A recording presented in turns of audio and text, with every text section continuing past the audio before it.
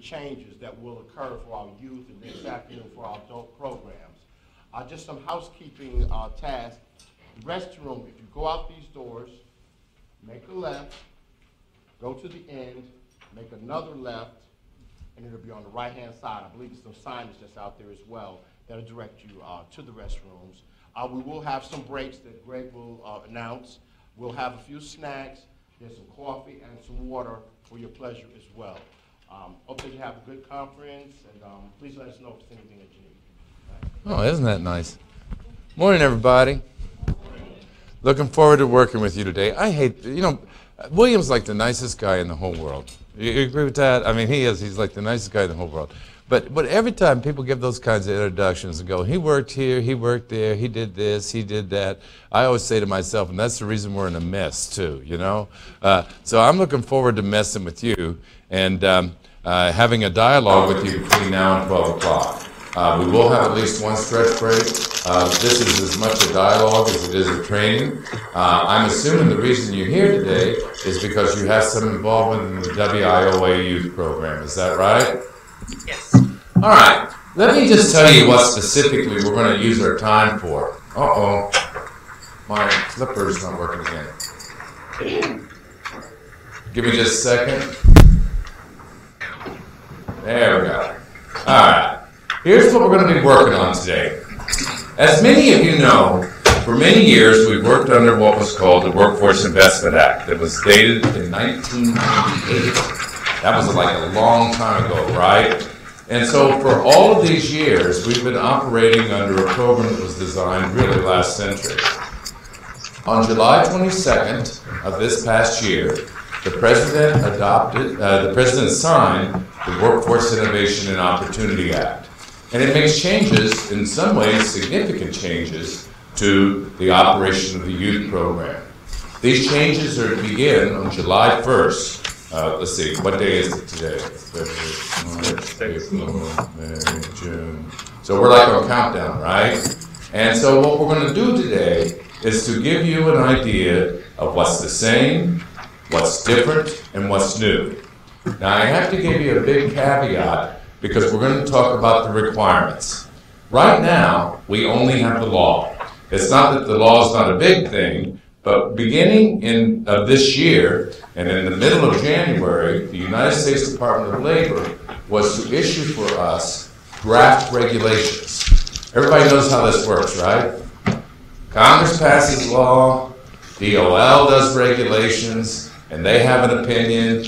Then it comes down to the state, and they have an opinion. Then it goes to the workforce board, and they have an opinion. And then it goes to you, and you have no opinion. Right? So I'm just saying, right? So this is sort of a bit of a challenge because we're really working only from the law. The Department of Labor didn't meet the deadline, and that's really too bad. And so we may not even know until March or April or May even what the specific changes are in terms of all the fine details. But here's the thing. We don't need to know every detail to begin to get ready now. So I'm going to try to make sure not just to focus on the things that we know, but what are the things we know that are actionable right now. I think you folks are doing the Lord's work, and I mean that. Of all of the programs, I think, in WIOA, the youth program in many ways are the most important. I think it's a national tragedy, and I don't know how you feel about it, but I think it's a national tragedy that we have so many young people that are not connected to the world, really. They're not connected to the labor market, they're not connected to school, they oftentimes are connected to the prison system, they're oftentimes connected to so many things. And you know what's really a big thing about that? The big thing about that is, just from an economics perspective, if people do not get attached to the labor force in their early 20s, then it's likely that they will never be attached.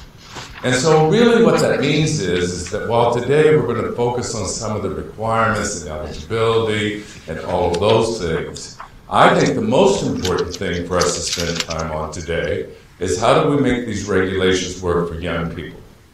How do we, in fact, take this program design and bring it to life so that we can bring real life to people and real opportunity? So we're going to talk some about promising practices for reaching disconnected youth. And I use the term disconnected youth not because that appears in the law, but that's because that's the way that the Department of Labor, in fact, thinks of this program. And it's one of the major shifts, that we're not just to work with people who were already going to have success, that as a matter of fact, we're to work with people who are the least likely to have success. And this whole concept of how do we keep people engaged and how they will be willing to stay with us for a longer period of time, particularly given the fact that the program expects a longer range outcomes, is really something we'll want to talk about. So I want to hear what you think works for you. As I mentioned, there will be new performance standards. This is one of the areas where we will need a lot more detail from the Department of Labor. But I do want to talk about them today because the most important part of the performance standards is that we are expected to stay with young people longer. And I know I've already said that, and I'm going to say it again, but it's really the true program challenge. So we're going to spend time on that. And then we really want to figure out how to make it work for people. So we have actually 3 segments to our work today. The first thing I'm going to do is I'm going to open up with the big picture of WIOA. Not all the little details, but what is it that Congress and the administration is trying to accomplish? How many of you have found that you have to understand the context before you can understand the detail? That's for me anyway. And so really we're going to spend about the first hour and what we're trying to do here. Then we're going to move on to all that nitty-gritty stuff. Eligibility, documentation, files. I can tell you're excited already. All right. And so, but I'm going to try to do that in a way to make sure, to make clear, that the purpose of the program is to let people in, not to keep them out. And the purpose of the program is not to create more bureaucratic hassles for people who already didn't do well in a bureaucratic system, right? And one of the things we've tried to do in this law is to streamline eligibility, making it possible for people who are truly disconnected and out of school to not have income requirements, because it's pretty hard to get paper signed when you don't even know where your mom is. You know what I'm saying? And so that's the kind of thing we want to talk about in that segment. And then finally we'll talk about performance. Okay? So that's what we're going to do. But before I do that, we're blessed today to not have a huge group. And it may take a little while, but I would love to hear who's in the room. That just gives me a feel, right? So I'll go around the room, give me your name, who you work for, what you do, and if you have any personal dirt you want to give up, that'll be cool too. All right? All right, you mind if we start with you, sir? Well, that'll teach you to sit on the end. What can I say to you? My name is Stephen Parker. I'm with Stokes County E-Link Youth Program, and I'm the youth mentor and teacher specialist there. Cool. Glad you're here. Thank you. I'm Sharice Smith. I'm with the Stokes County E-Link Youth Program for Goodwill, and well, that's enough. You did good. That's great. oh, I'm the intake specialist. Now, you know what? The term intake specialist is always so interesting to me. Is that where we take them in? It's sort of like, I don't know, it sort of sounds like a drainage system or something. All right, that's all right. I'm usual on the Stokes County E-Link, and I'm the coordinator. Cool, thank you for coming. Yes, sir. I'm Scott, and I'm the youth mentor retention specialist for Forsyth County. I'm Sarah Pridgeon. I'm the Youth Development Specialist at Forsyth County. I'm Barbara, and I'm Intake Compliance Specialist with E-Link Forsyth County. Cool. I'm Eric Johnson. I work with Davidson Works in Davidson County, and I work with out of school youth. Cool. And Ms. Myers, Davidson Works on the accountability specialist. Oh, see, you notice how some of these people are into all this stuff. That's cool. Someone has to do it. Yeah. I'm Chad Davis, and I'm the Get Ready Coordinator with Davidson County Community College and Davidson Works. What's the Get Ready Coordinator? Sounds like I need some of that. Oh, I gotcha. Beth Mitchell with Davidson Works. I'm the Career Services and Programs Manager. I'm Megan Connor. I am from the Davie County E-Link Program. I'm the job coach. Wonderful. I am Vicki Lockwood with Richmond County Community Support Center. I'm the WIA Director for Adult DW and Youth Services. Great. And I'm Tammy Wall, and I'm with the Richmond County Community Support Center, and I am the WIA Center Director for their adult dislocated and youth programs. Thank you. I'm Erica Skonek, and I'm the case manager with the Alamance County Building Futures Center. I'm Sarah Bennett. I'm with Richmond County Community Support Center, and I'm the Alamance County Youth Case Manager. I am Bill with the Randolph County, through Richmond County Community Support Center, and I'm youth, adult, and dyslexia support. Oh my goodness, so multifaceted. Yeah, absolutely. Stephanie Pitts with Richmond County Community Support Center, Randolph County's Building Futures Youth Program. Great. I'm Mary Garner with Richmond County Community Support Center, and I am the Randolph County WIA Center Director. Oh my goodness, we have people from all over. I am the Program Director for the Richmond County Community Support Center. Yeah, but what's your name? Annette Woodham. Did I miss that? All right. New position, though. And I'm the liaison between the contractor staff and the board staff. Great. Good morning. I'm Kathy Slovak. I'm the Director for Regional Partnership Workforce Development. Glad you're here, Kathy. Good morning. My name is Tanisha Burgess, and I'm with the County. Thank you. Good morning. I'm Ashley Lilly. I'm with Sultana, working with Addison. Good morning, Jackie Jones from Gilbert County, working with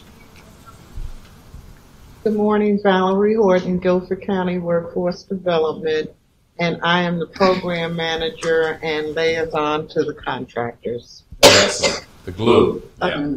Annetta Frizzell, Guilford County Career Facilitator and Job Development. Good morning. My name is Amanda Wyckoff, and I am with Guilford County as a career facilitator. Excellent. Good morning. I'm Harriet Fairley, Rockingham County Career Facilitator with the youth. Pam Long, Northwest Piedmont Workforce Development Board Youth Program Manager. Holly Long, Mount Airy City Schools, coordinator of Surrey County Youth Program. Excellent. Stephanie Fresnel, Northwest Piedmont. I just transitioned from career facilitator with the adult program to the accountability specialist. Oh, that's a big choice. Yes, ma'am. Rita Diaz, Northwest Piedmont Workforce Development. I'm actually an adult career facilitator, transitioning into the executive assistant and the EO officer for our group. Wow, we got quite the group here. Well, here's the thing. I'm going to start in here. I'm going to talk at you, but then I want to talk with you, okay? And so when you have something on your mind, you should just let me know. That'll be a gift. It won't be an interruption, all right? All right. Here's the thing. Sometimes when I do this around the country, people say to me, hey, Greg, how big a change is this going to be?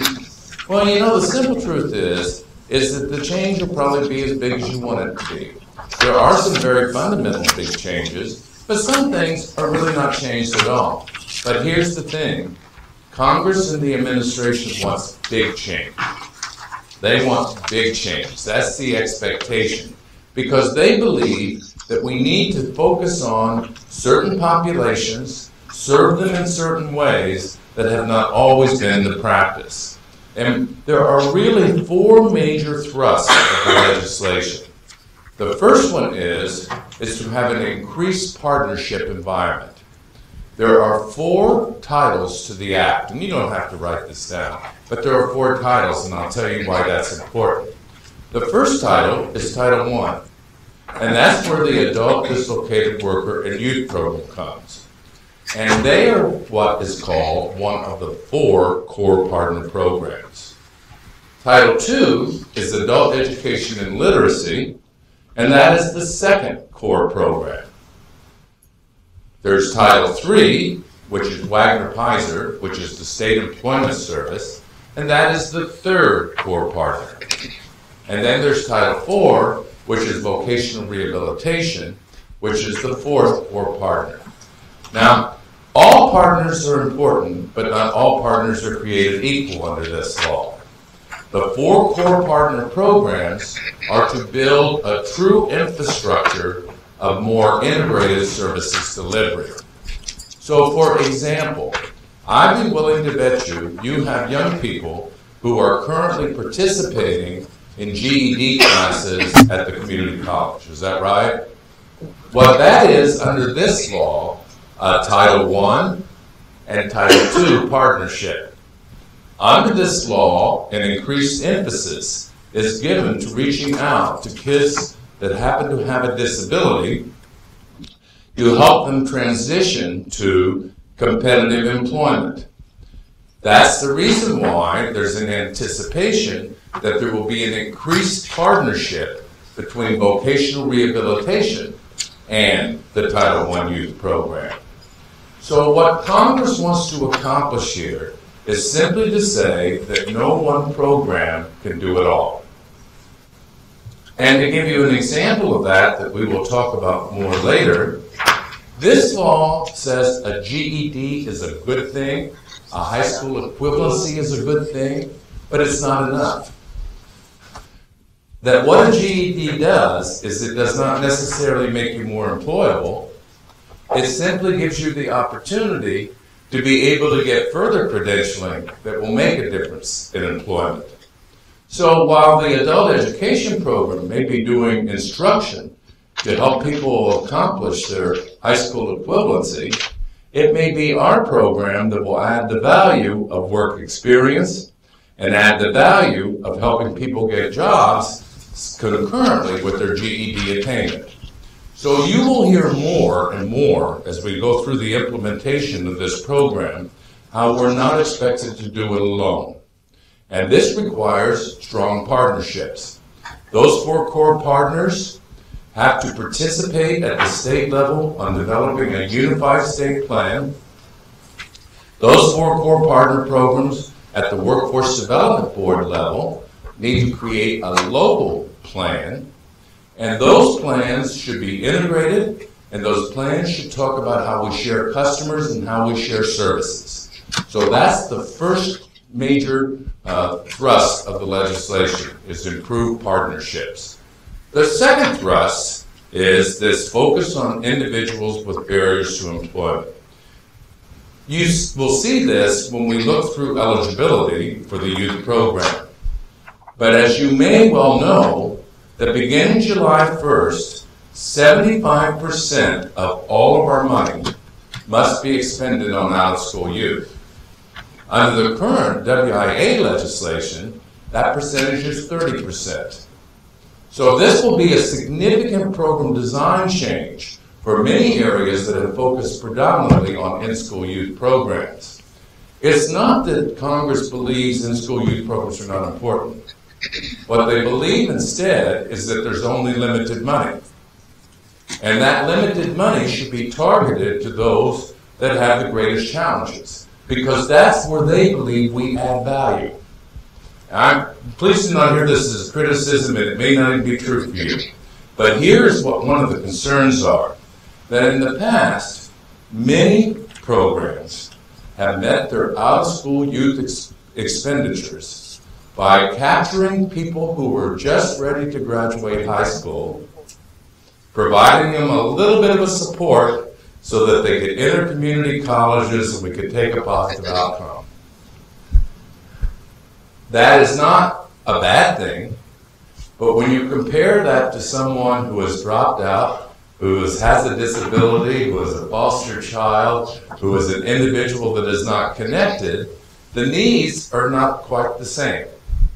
And so what Congress wants us to do is to give special focus to those with the greatest challenges. And actually, when we talk about eligibility, this is one of the wild things about the Act, is that they have reduced the amount of eligibility that is needed for people who are truly disconnected, because it's almost like they're rewarding us.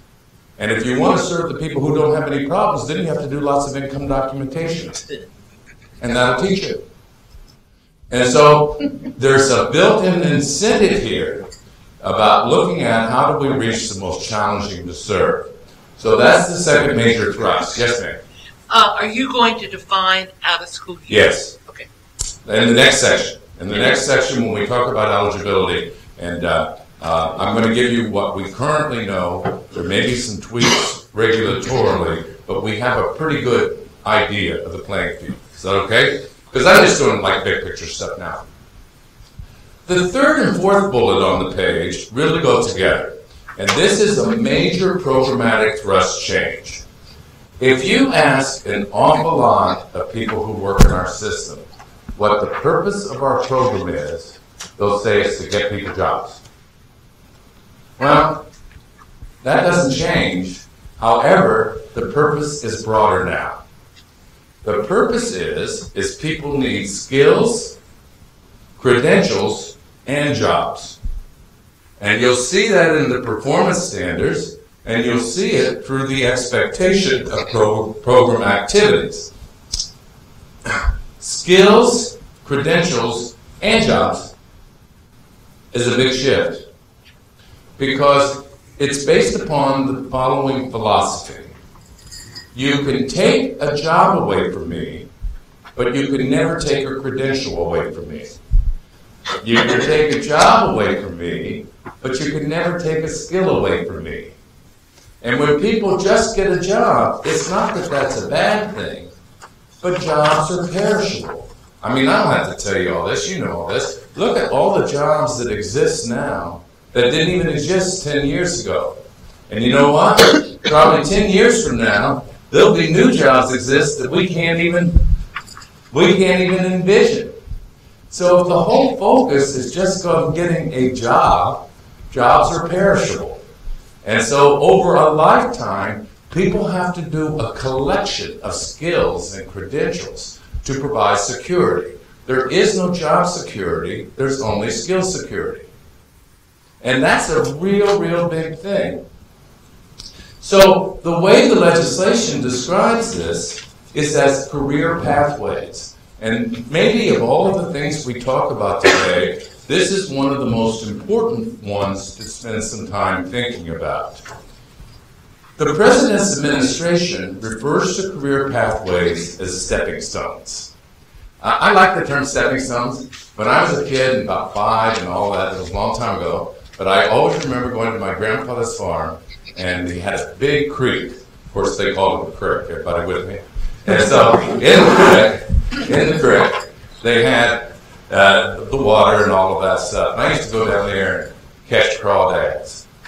You know what a crawdad is? See, I'm not working down here. When I'm up east and I start talking about crawdads, they have no idea what I'm talking about. So I have to explain they're petite lobsters, you know, in that way. But anyway, I used to go down to the creek and there were all these rocks, and I used to jump between them. And the idea was to jump between them to get to the other side without falling in the creek. And those were stepping stones. And sometimes I didn't make it, sometimes I fell off. Sometimes I had to pick back up and I got bruised and I had all that stuff. But of course when you're 5, who gives a heck?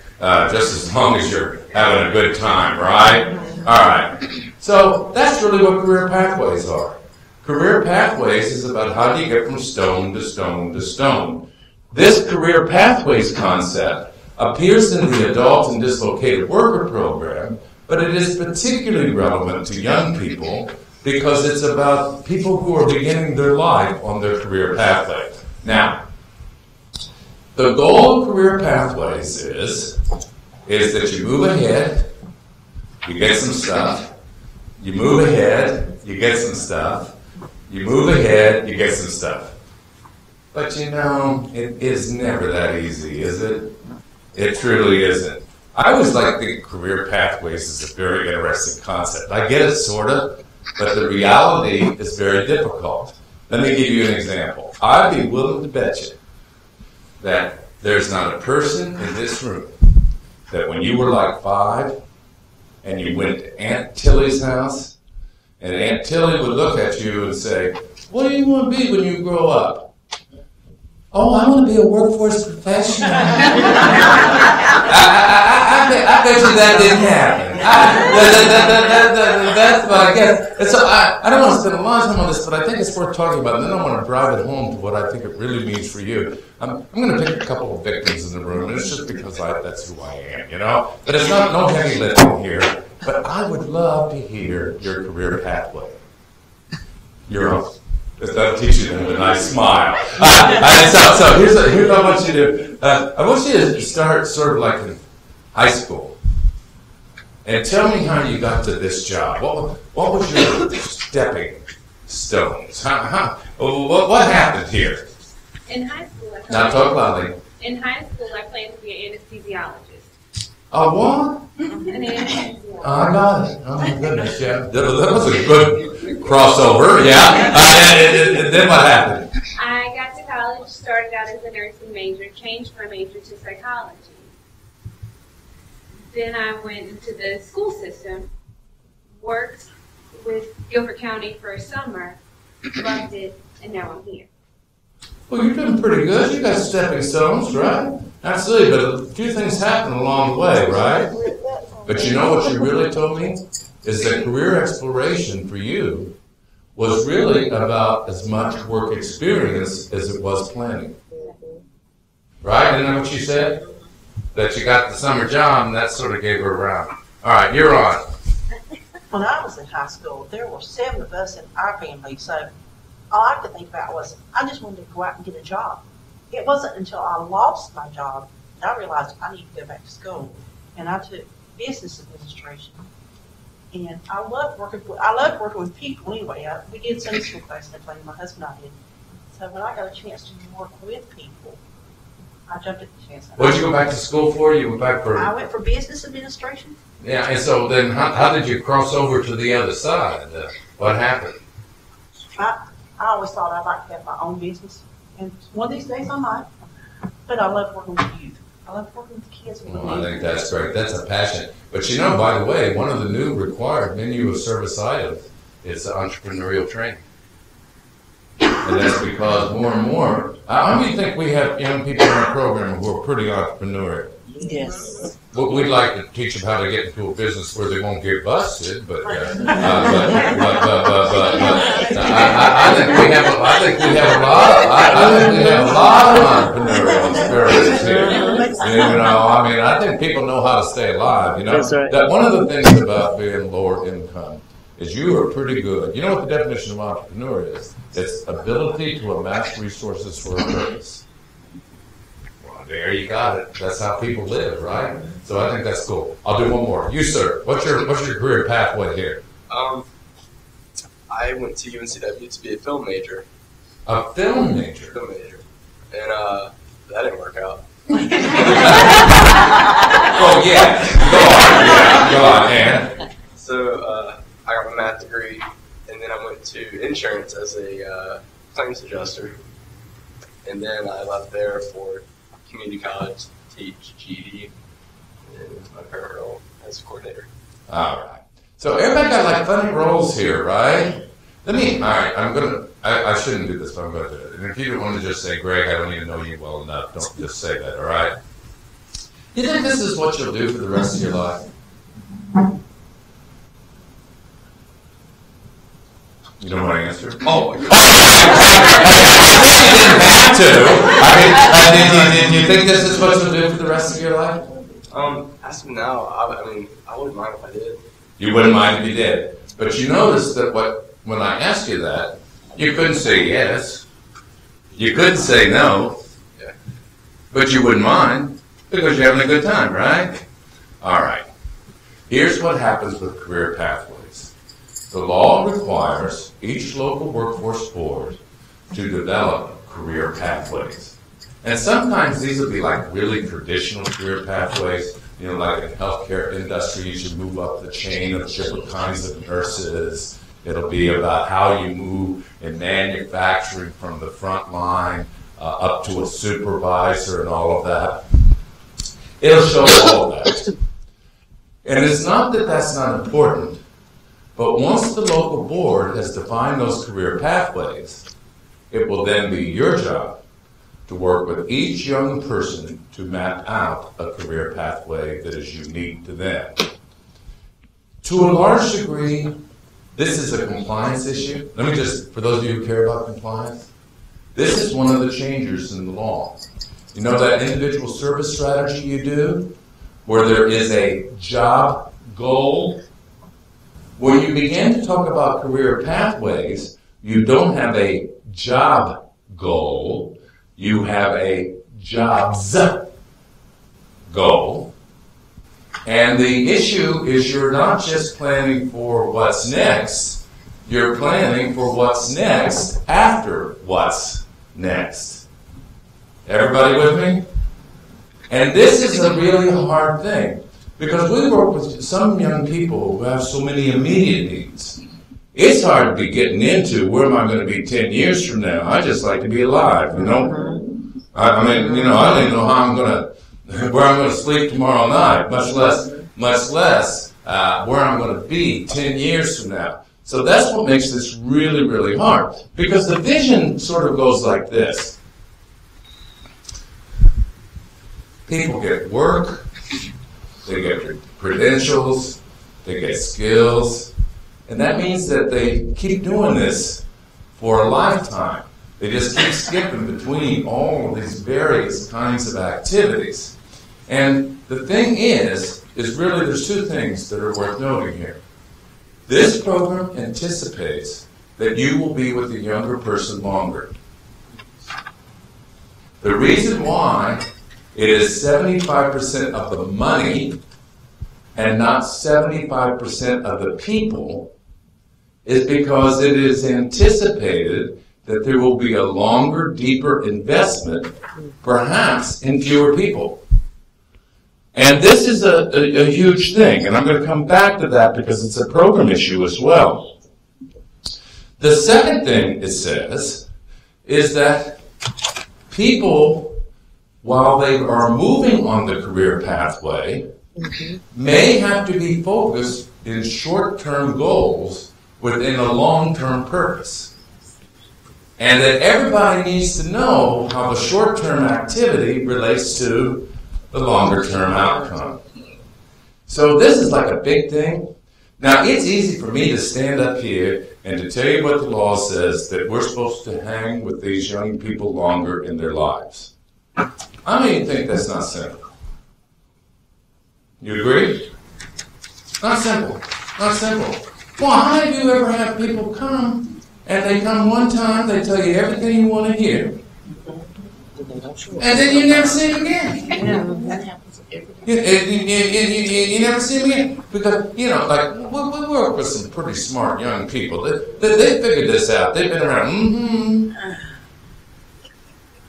You know, they got the scripts, because that's part of the that's part of the survival strategy. You know, is knowing how to gas them and how to get over, how to move the process. What was that? They want to get what they want and keep on moving. I don't blame them. All right. No, really, I'm like that too.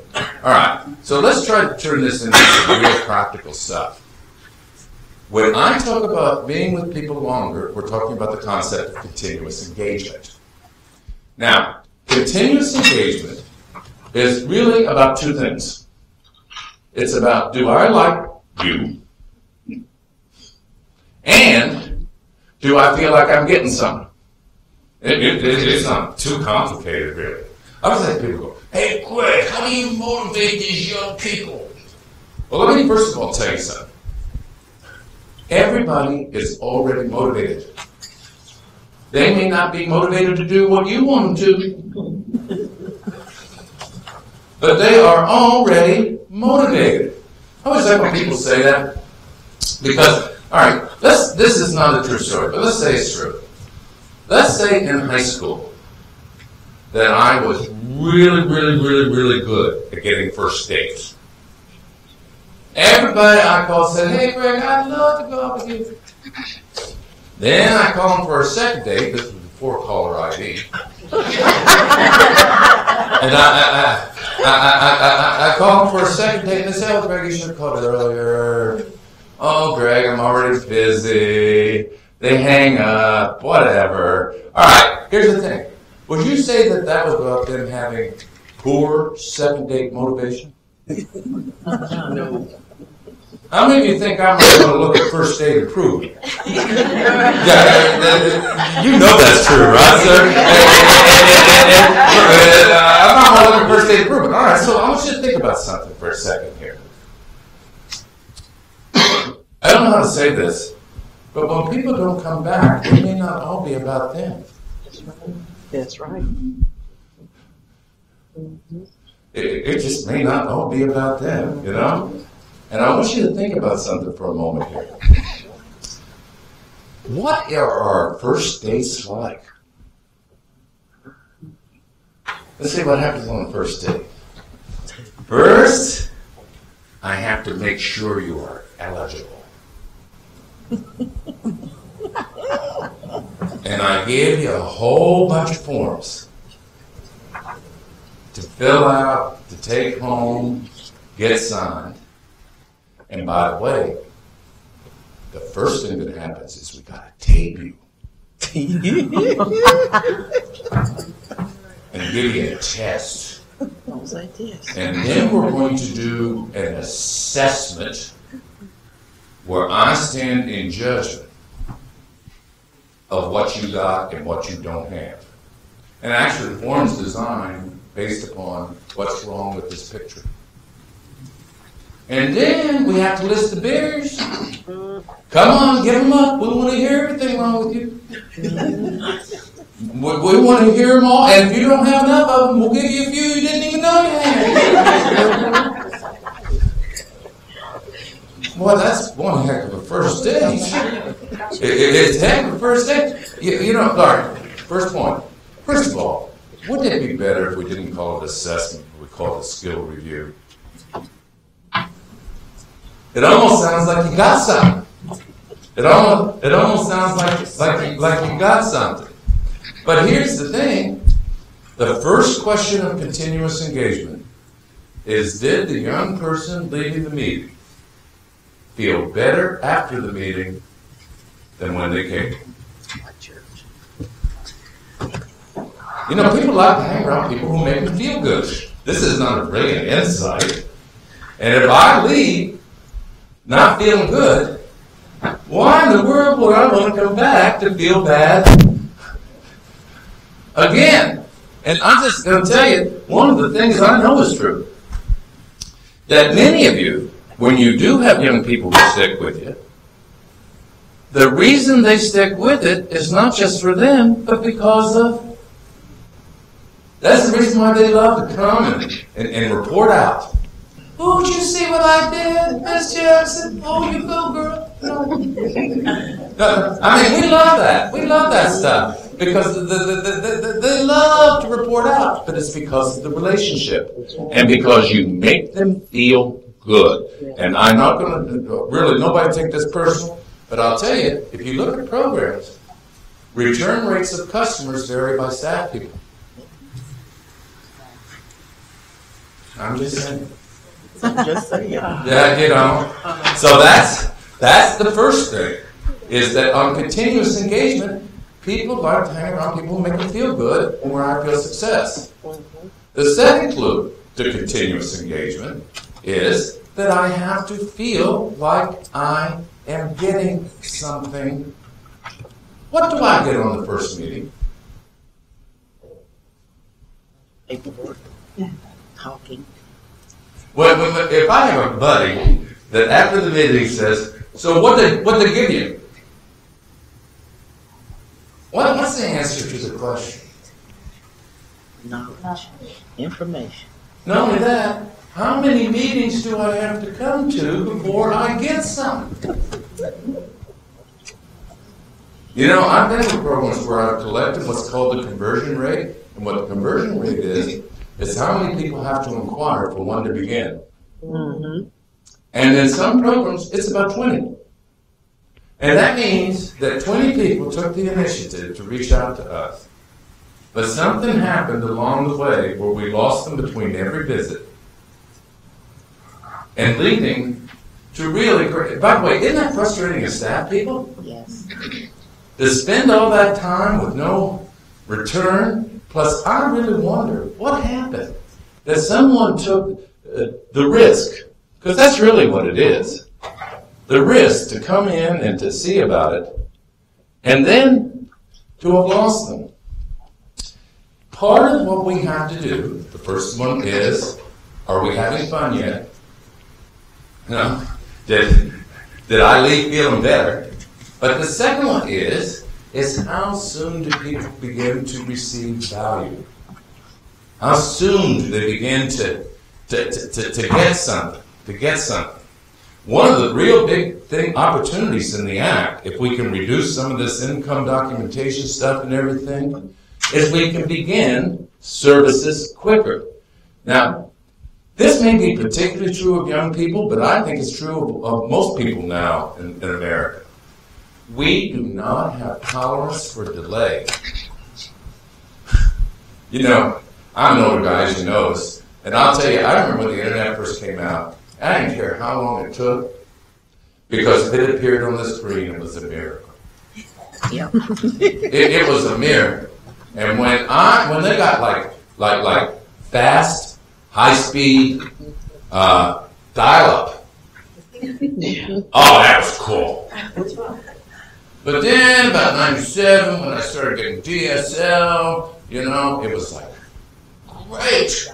But then after a while, wasn't that little thing go around? Then I got even higher and faster speed. And oh, this was great. Then all of a sudden, how do you think I want Netflix down in 1 second? You know what I'm saying? And it's because of all of that. So stay with me. So there's an anticipation of speed and rapidity. And I think that's true for everybody. But I think it's particularly true for young people. Because they've grown in a world that's fast. All right. Tell me honestly. How many of you find it harder and harder all the time to have singular focus? You know what I mean?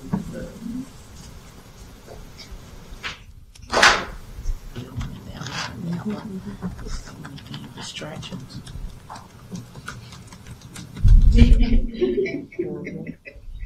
How am I doing here? You know, I've been doing training a long time. You know what the newest bit is in the training? You folks are really good. I've never seen so many two people with their phone out. What's that about? You know, I've been doing training a long time. I would say about the last 10 years, most people have their phone out.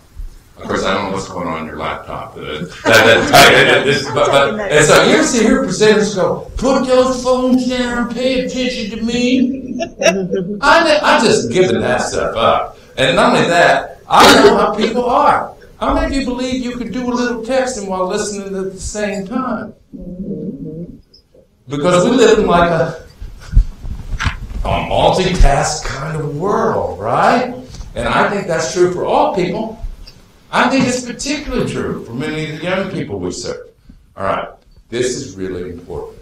Because the second issue of continuous engagement is about receiving value early.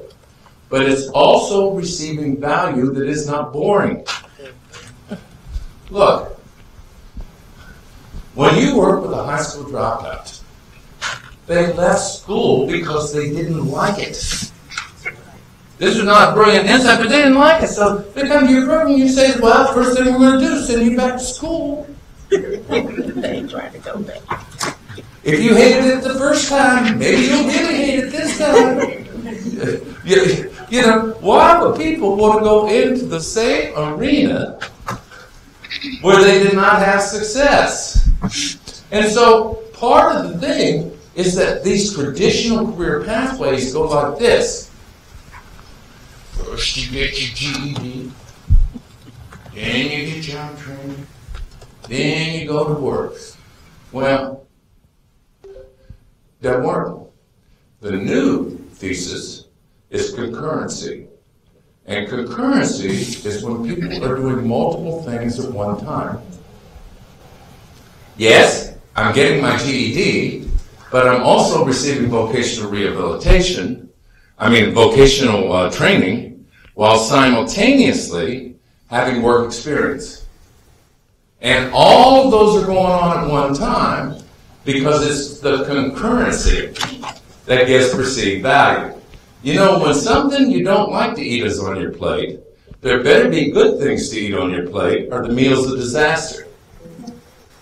And so you have to have a combination of activities because a combination of activities go there. That's really what the individual service strategy is supposed to be about. It's not supposed to be just about something in the file. It's about how do we stack activities so that they are happening concurrently for individuals who want to really accelerate. And as a matter of fact, you're going to see in the law where the term acceleration appears. And one of the ways you accelerate progress, that you get people to that next stepping stone quicker, is that you do more than one thing at one time. So the big challenge of the program, particularly when we look at the performance outcomes, is that many of these outcomes will take a longer period of time. And that means that we're going to have to continuously engage youth. And to continuously engage youth, we have to always ask two questions. What are people getting at each phase? And just getting paper and just getting tested and just getting a conversation is never powerful. Let me ask you, which one do you think would have the highest show rate? And this is an opinion. I don't have data on this. If I said that after the first visit, I said that beginning tomorrow, you get a work experience opportunity that is paid. Come back. If you come back tomorrow, or if I say come back tomorrow and get paid. Oh, the work experience, of course. I'm just asking. And there you have it. Because there's two issues. Are we having fun yet? Do people leave feeling better than when they came? And am I getting something at every step of the way? And so the law wants us to do stepping stones, but we can stack stepping stones, and we can help people feel like they're making progress across the creek. The fourth major thrust of the legislation, remember the first one is partnership, the second one is barriers to employment, the third one is career pathways, the fourth one is employer engagement. And employer engagement is different than business services. Employer engagement is about how employers teach us how to prepare people for the labor force. Do you know that we have some people teaching young people how to do resumes that have never talked to an employer to ask how they review resumes? We have people teaching people how to interview that have never talked to an employer about how they interview. I'm looking around the room, and so many of you are younger, and I'm so glad you're here for a lot of reasons, because we have some people who are teaching people job search that hasn't looked for a job for 20 years. Employer engagement is about employers telling us how to prepare people to have success in the labor market. The second thing that employer engagement is it's about employers teaching us how to design career pathways. And that's the reason why the law says that the Workforce Board convenes employers to map career pathways. And the third ways that we are expected to engage employers is through what we might call work-based learning. And that's on-the-job training, work experience, internships, summer youth jobs, all of those work-based kind of activities. The Workforce Board has a responsibility to engage employers for program design. This issue of work-based learning, education gets you an interview, but it's work experience that gets you a job. Everybody with me on that? Yes. Because that's the reason why. What a cruel thing that is for young people. This is young people who play by all the rules, done all the right things. They go into the employer likes them, they say, I just wish you had more work experience. Well, how are you supposed to get work experience if nobody will give you work experience, right? So you know what this is. One of our program's purposes is to give someone work experience. That's the reason why at least 20% of the money has to be expended on work-based learning. So there's 75% of the money that must be spent on out-of-school youth, and 20% of the money must be expended on work-based learning opportunities. The thing about work-based learning is it's particularly applicable for individuals who have had challenges in their life. So, for example, if you're working with a young person who's been incarcerated, the most important thing we can do is to get an experience block on their application that is between them and prison. Because people tend to judge what was last done. And so when you have the gift of work experience, what you're doing is you're giving away for the person to say, my life is different now. And see, that's what makes us different than Pell Grants.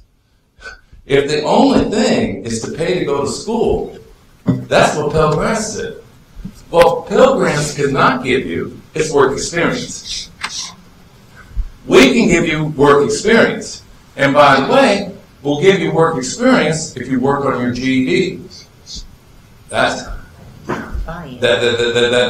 the program design piece. And you get to do both of them at one time because that's concurrency, if you will. So those are the four big shifts. The issue of partnership, the issue of serving those that have the greatest challenges, career pathways, and employer engagement. Now, let me ask you before we move on, which of these four do you think might be the largest challenge for your program? This is when you talk.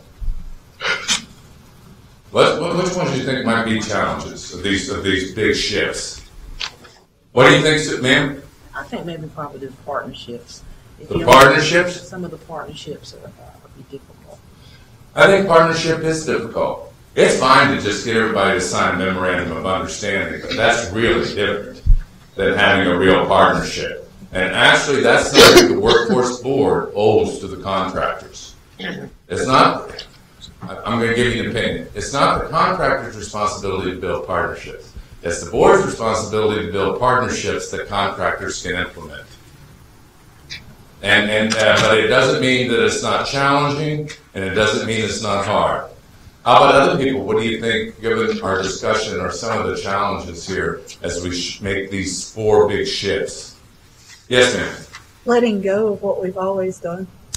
You know, this is when you know how old I am, because I always want to break into breaking up is hard to do, and that you're really right on that. I think it is hard to let go of some old practices, and that's the reason why across the country, one of the challenges of the implementation of the new program has to do with the fact that people for years have focused on in-school youth, and they have focused, if you'll forgive me, on the easy picking out-of-school youth.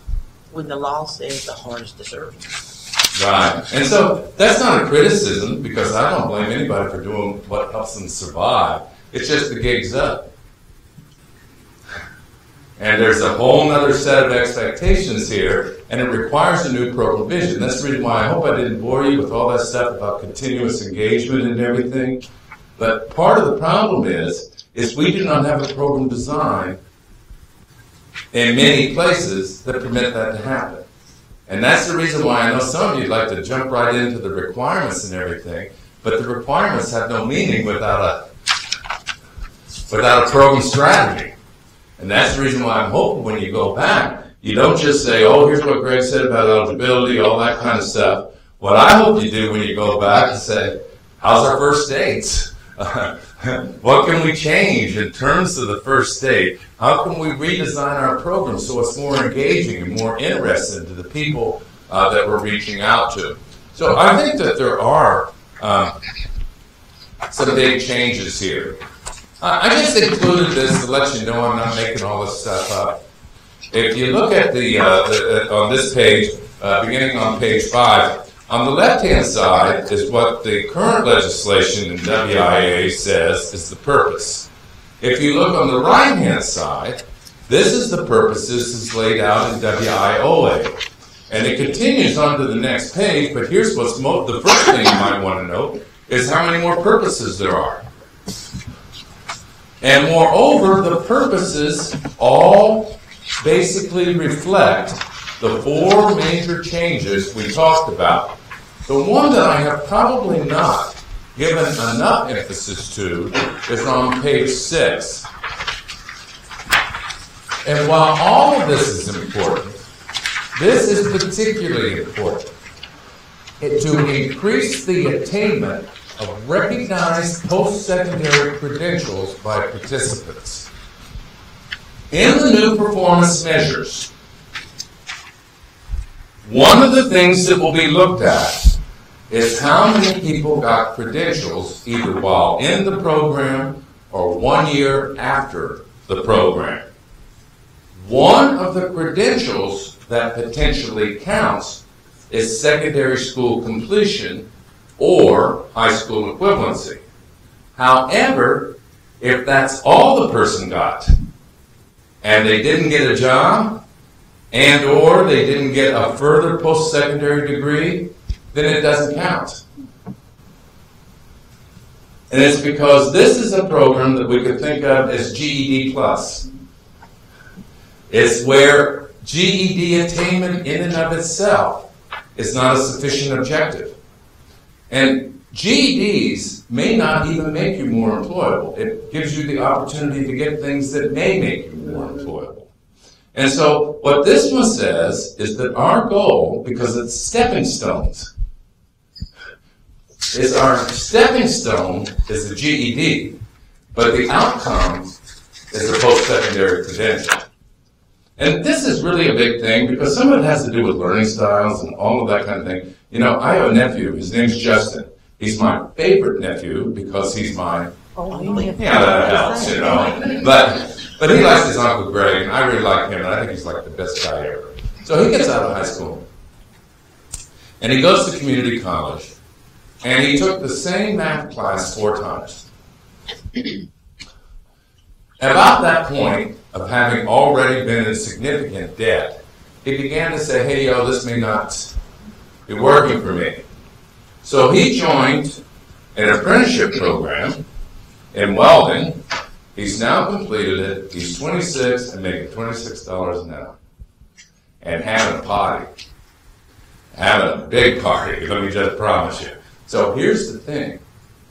Justin would be able to be counted because apprenticeship is a post-secondary credential.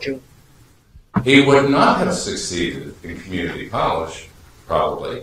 But by the way, do you have to know math to be able to do welding? Absolutely. So why was it that he could learn math in an apprenticeship program and couldn't learn it in a community college? I'm not sure what everybody said, but I'm sure it's the right answer. Because it was concurrent and because it was contextualized. And so that's the reason why we have to keep people in the program longer, because high school equivalency is not sufficient, at least according to this law. And the outcome is a bigger credential than that. About the time the law was signed, the president and the vice president released what was called the Job-Driven Training Report. And actually this report mirrors the law. And it's because the administration was involved in law crafting.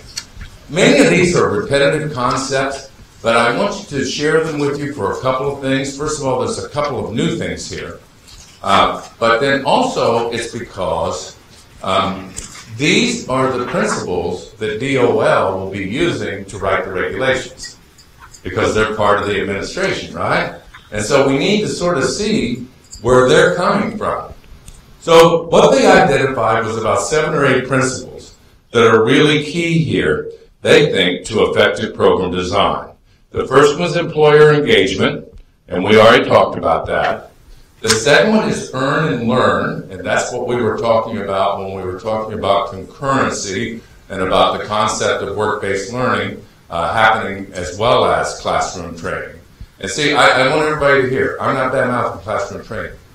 It's classroom training and work-based learning, both of them together. The third one is measurement matters, and this is maybe more than you want to know, but here's what the law intends. Each of the 4 core partner programs will have the same performance standards. And there will then be a comparison across programs as to how each program did on the performance standards. And at least theoretically, that means for Congress, they will then make funding decisions based upon performance outcome.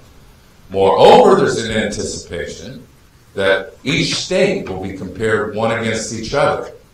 And then there's a belief that each local area will be compared one against each other using all of the same performance outcomes. I love this new one. This one is smart choices, and let me just spend a moment on this.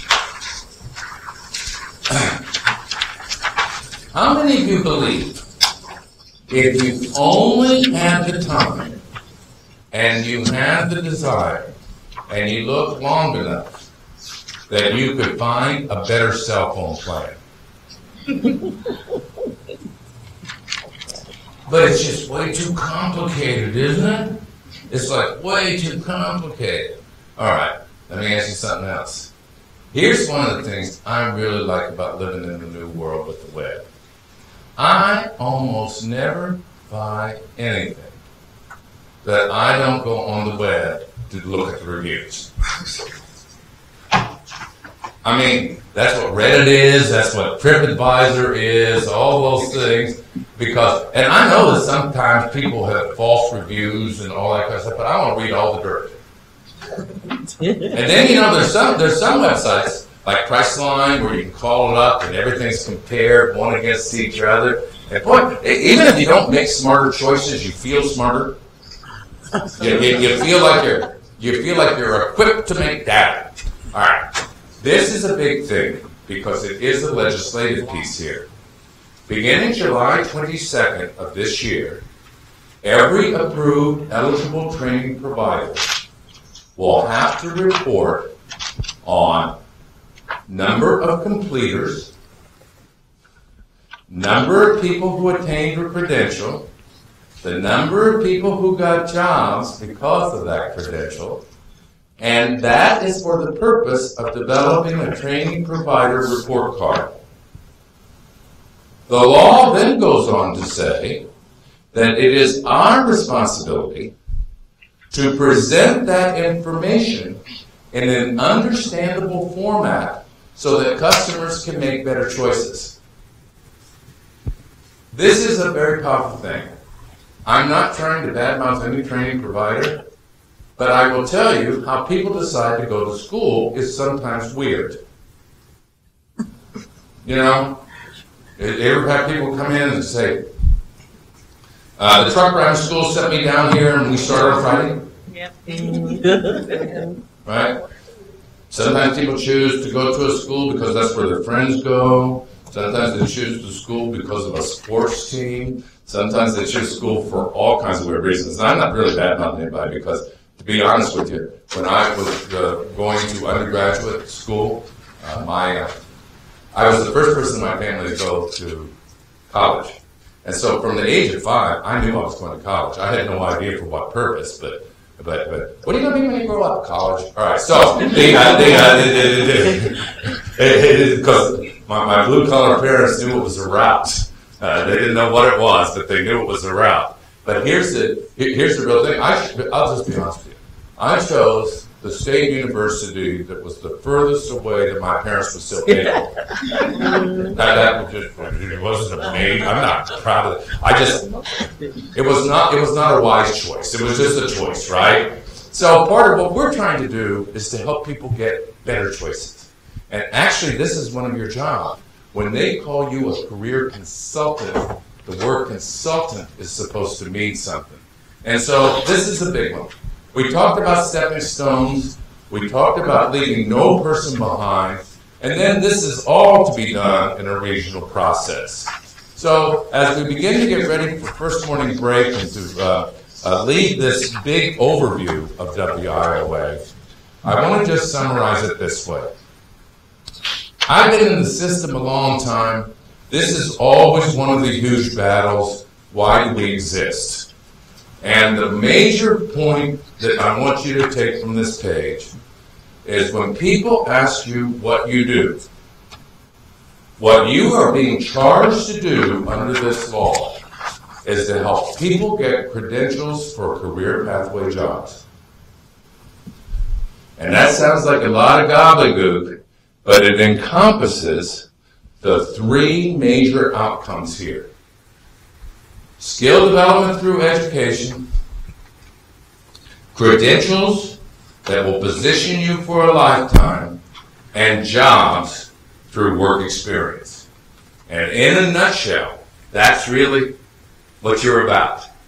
But no, I don't care what position you told me you had when we went around the room, that every young person, we're looking at them and say, we want three things for you. We want skills, we want credentials, and we want jobs.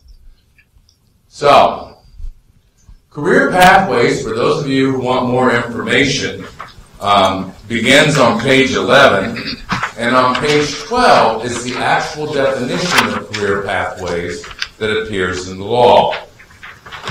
And this definition of career pathways appears in Title II, Adult Education and Literacy.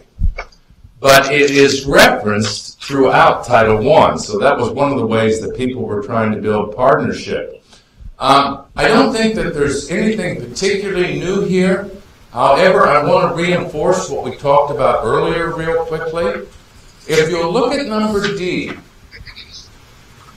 this is the concept of concurrency. This whole issue about how do you stack multiple activities at the same time. And if you look at E, the operable word there is accelerates.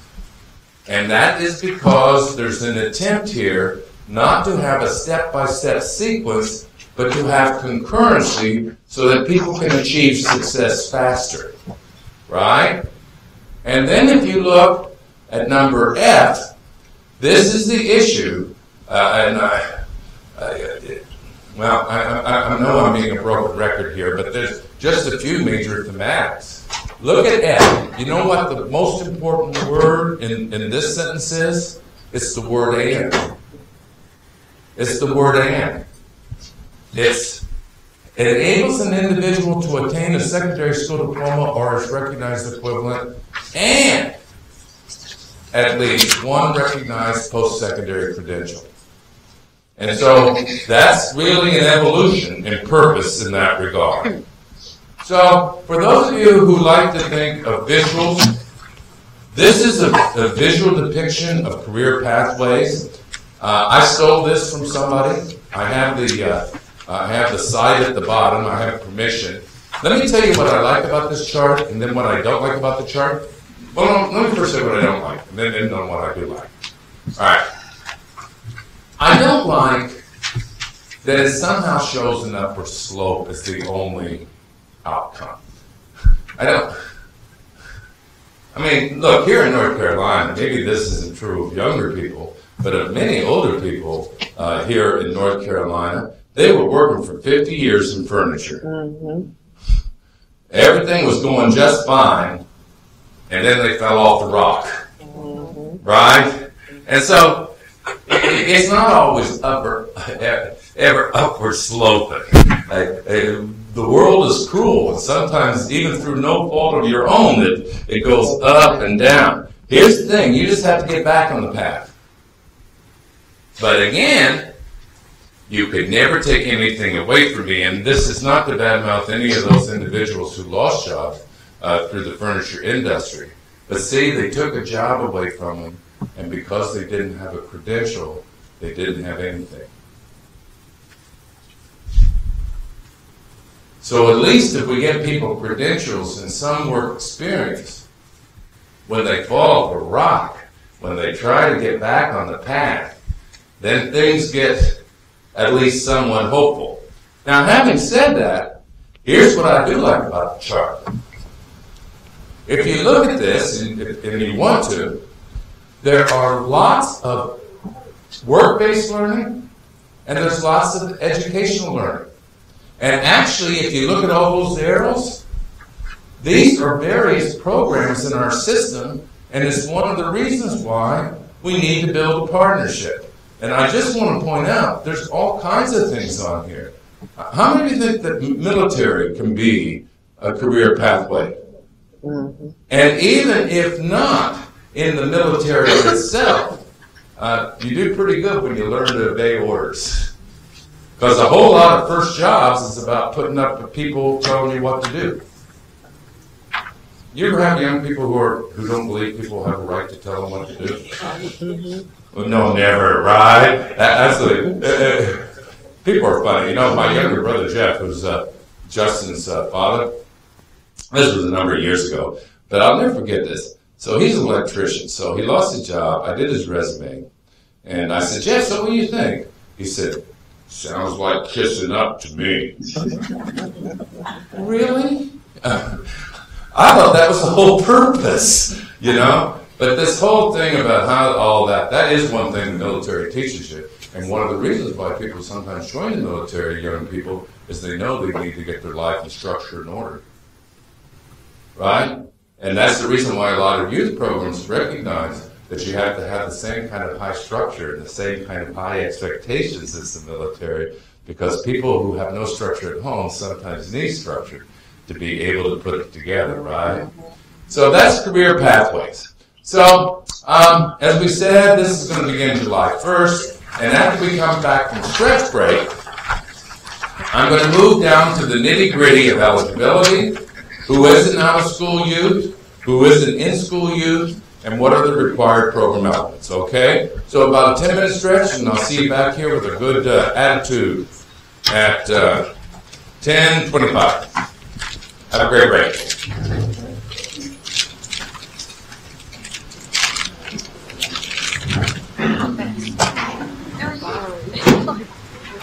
You know what you could do? It might help.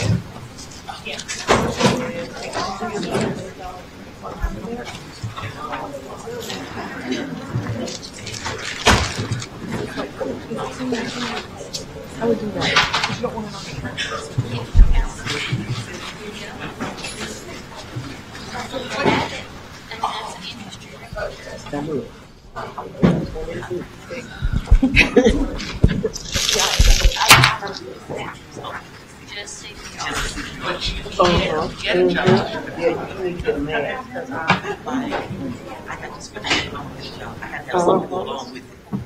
For being on that concert.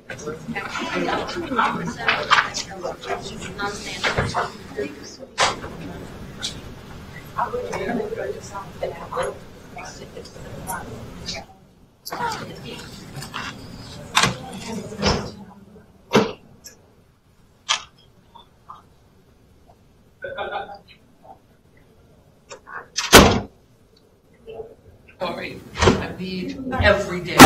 Go every day. All day. First day.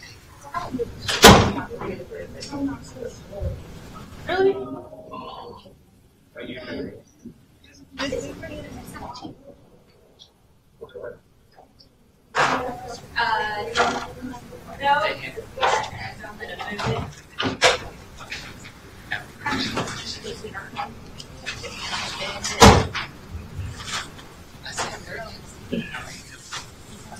Hey, how are you, Peter?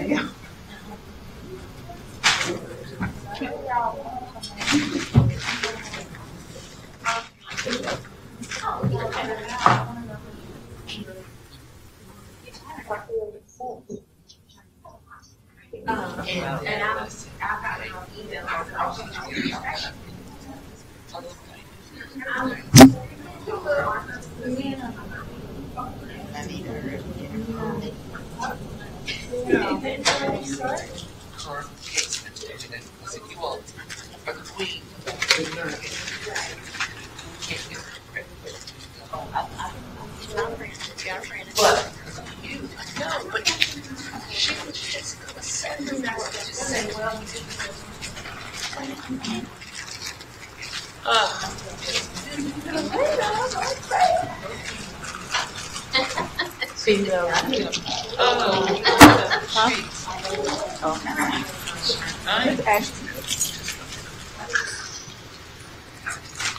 So that was the first date, and then about this meeting, I said, well, she said to bring me the flowers together.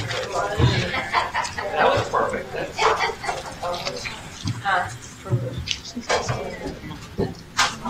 Oh, yeah.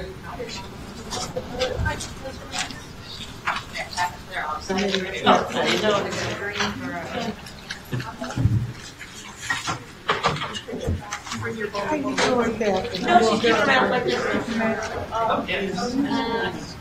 don't know, Fred might have. She was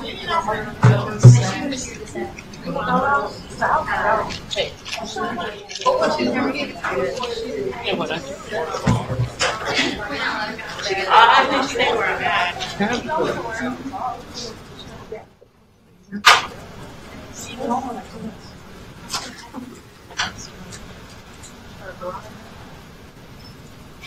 And there is coffee still in the room right here behind us if you guys want.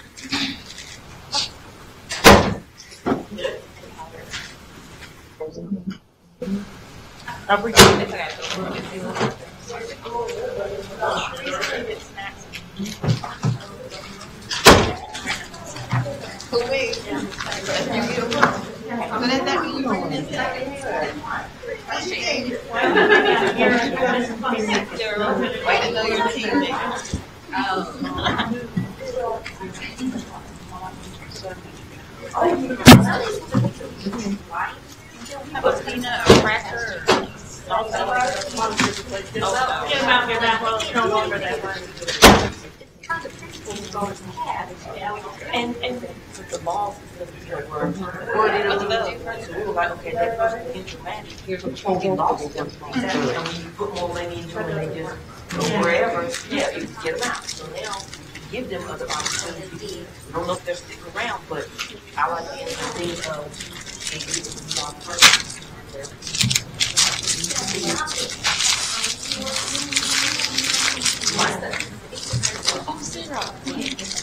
What do you want? What do you need go into training for the short term? You know, because A trail mix. No, not the granola. oh, it's a thick one. Yeah. Oh, yeah, I'll take those. Yeah. I like those. Thank you.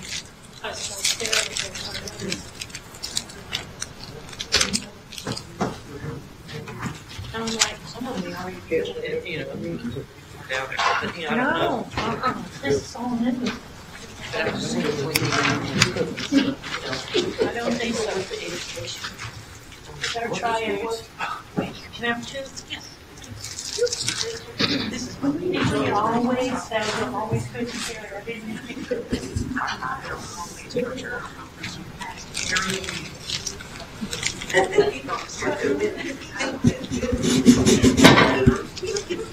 Hello. thank you. No, no, it's not good. It's not this great.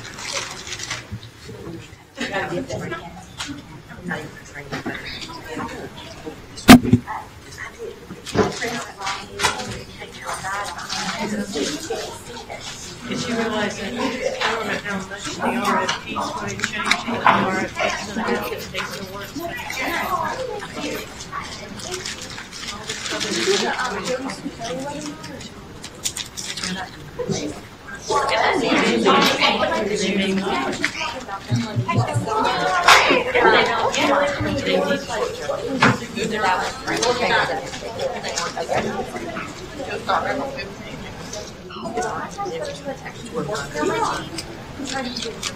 I wish that you did. We probably would have started on the other one.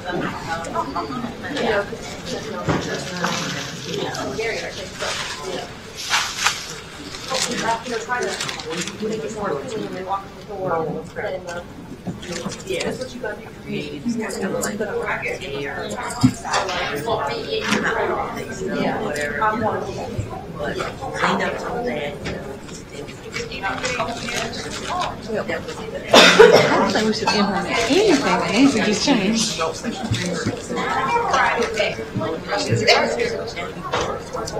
Okay, so what? I'm totally different than what we've been doing. And my comment is not that we're gonna have time I didn't expand on that out loud, but I'm going to expand on that again. Because he needs to talk to the higher powers of this. There's also the old stuff. I mean, that determines what we're doing now. Here's the one thing. Is that what they suggest? The interesting thing about that, though, is at least you know what I mean? A lot of programs, why they might not change the program. So contract for some of their I don't feel like broadband stuff. Oh, hi, thank you. It's supposed to have.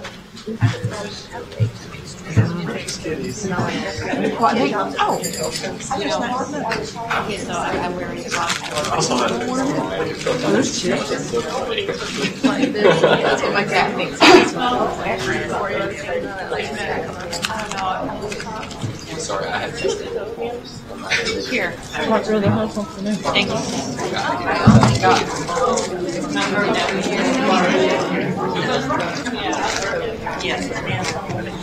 I had a food I actually had the same questions. Kelly had one of these ones, Flash bar, and it just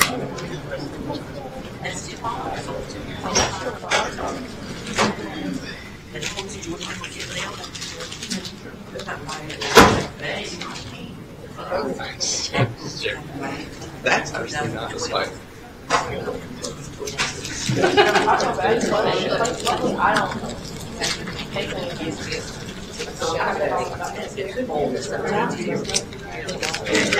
Like I like your kissing and some of yours.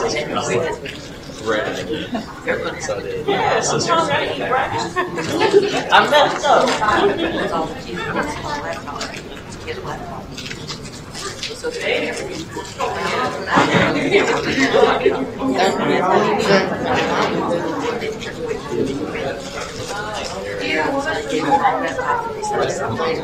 That's actually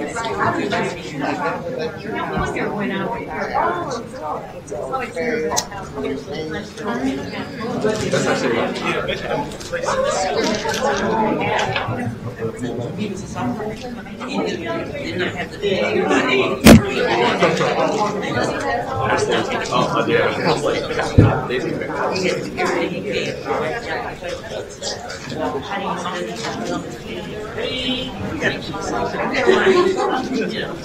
Yeah, there would be this morning.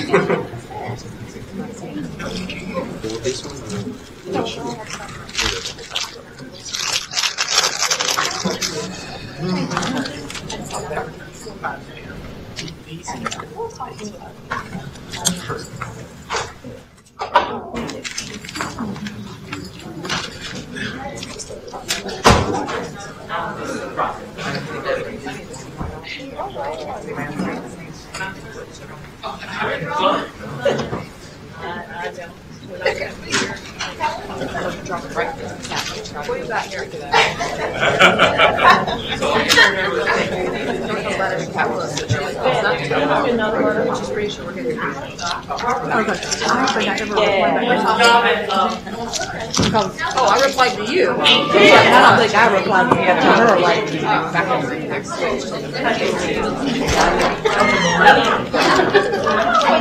Okay, let's pull back together. I spent the first period of time not on the technical part of the law, but on the conceptual part of the law, because it's probably the most important part. What we're going to do now, though, is we're going to move to the technical part and talk some about definitions, about eligibility, and all of those things. And then we're going to talk about briefly the performance outcomes. Anybody have any issues, thoughts, reflections, questions, or things you want to bring up? What were the most important things you took away from the discussion we've had so far? It may have been reinforcement, may have been new, but what was most important for you in terms of the takeaway? Anything? Working Yes, with partnerships.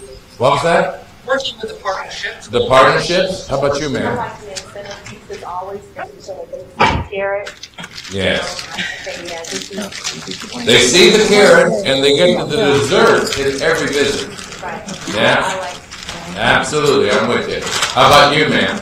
I think that one of the hard parts is going to be the employer engagement. Because when they're meeting employees, they'll help you with it, but when they don't, it's going to be hard to get them. You know, I don't know how you feel about this, and we can't spend a lot of time on it. But the real thing, when we talk about work-based learning, it's about employers doing us a favor. Yeah. I mean, you can package it as all these other things, but they have to do us a favor. Because we're talking about them taking people they would not have otherwise hired and having them hang around, right? Any other things you thought were important?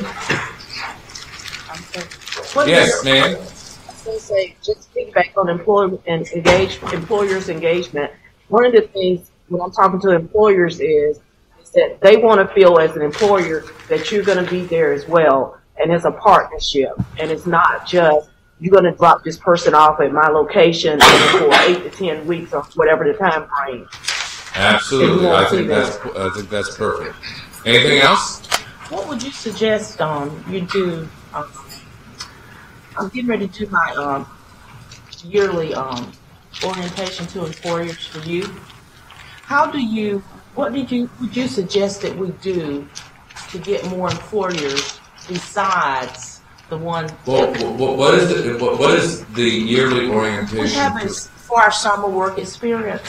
I go ahead and forge a relationship with a small amount of employers that we use every year. But what we're trying to do is reach out based on the participants' career path and potentially put them in a situation where they can get exposed to that type of job. Well, all right. Like a medical facility. Well, I think that's excellent. Well, none of this may be particularly helpful, but let me give you a few thoughts. First of all, I think naming is important. And what I find is employers don't want to be taught, they want to give advice. Okay. And I think the word orientation even says it's about us telling them. I will tell you, I would think you would get better response if you invite people to come together to give you advice on program design. You know what I mean? Because people like to give advice. That's an engaging part of the activity. Number two, I think that this has to be positioned in terms of what employers would call a talent pipeline. And what a talent pipeline is where will I get the workers of today and where will I get the workers of tomorrow?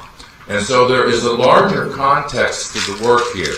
It's not just about helping young people, it's about preparing the future workforce. And so I would want to spend time with them on asking where do they think they will get their future workforce? What do they think are the things that people most need to know to prepare the future workforce? And I would make the presentation less about my program and more about them. You know, and I'm not saying you don't do that. Does that make any sense? It does, but most of them already know. Right. Especially in the summertime, they need some assistance in their offices because people Oh, that's go on all good. vacation. I They will don't have tell a lot you. in to hire though. We have a group of employers who are our long-term friends. But I thought you were talking about how do you expand the outreach and how do you increase the Yeah, that number of too. people to get involved. Yeah. And so the general marketing rule is if you've used one marketing approach, that approach is what's led you to the people you have now. But you have to expand that approach. I will tell you, like if you have trade associations and chambers and all of that, I would be using them as a forum. Because in many cases, these issues, particularly as it relates to industries and sectors, is really about how that sector will gain. So, again, I don't know if that's useful, but that's the best advice I can give. All right, let's move on, and I'll tell you what we're going to do in this section. There's basically two major changes in youth program law. And that is the focus on disconnected youth and the focus on work-based learning. And we've already, this is page 16, that we've already alluded to. There are new eligibility requirements for both out of school and in school. The challenge for many folks is how will you meet the 75% expenditure level, because I've learned this week that there are programs that are really right now only at about 30 to 35% of their money is being spent on the group that will now need to have 75% of their money expended on them. And then the next issue is how will you get the 20% met on work-based learning, although I don't think that's very hard. You know why? If you run a summer youth program, That's it. you're there, right? And if you're making sure that work experience is a part of a year-round component that all young people get, that won't be a particularly big challenge. Now, I have 3 caveats that I must give you one more time so we don't get in trouble here. What I'm going to discuss starts July 1st. It doesn't, you can't go back and start using these new things now or else you'll get busted. Right? So, everybody got that locked in? All right, here's the second caveat. USDOL, probably in March or April, will be giving us what's called a training and employment and guidance letter. And that TEAGL will serve as greater detail in terms of what's in the law. So I'm going to present the law to you as I understand it, but you need to recognize that more detail will probably take place in about March or April. And so we'll have to see what that says. I don't think I'm going to give that information. I just think there may be incomplete information. And that's the third caveat. There's going to be things we don't know the answer to. And so I don't want you to be frustrated because it's good to know what we do know, but to recognize there's some things we don't yet know. Okay? And some of this is complicated, so your advice will be very useful as we move forward. As I said earlier, this is the context statement. The Department of Labor says that this program will put a priority on out-of-school youth, high school dropout recovery, achievement of recognized post-secondary credentials, and it will be done within a career pathways and work-based learning context. That's the reason why I was so repetitive this morning about those thematics, because they're exactly the major thematics. So,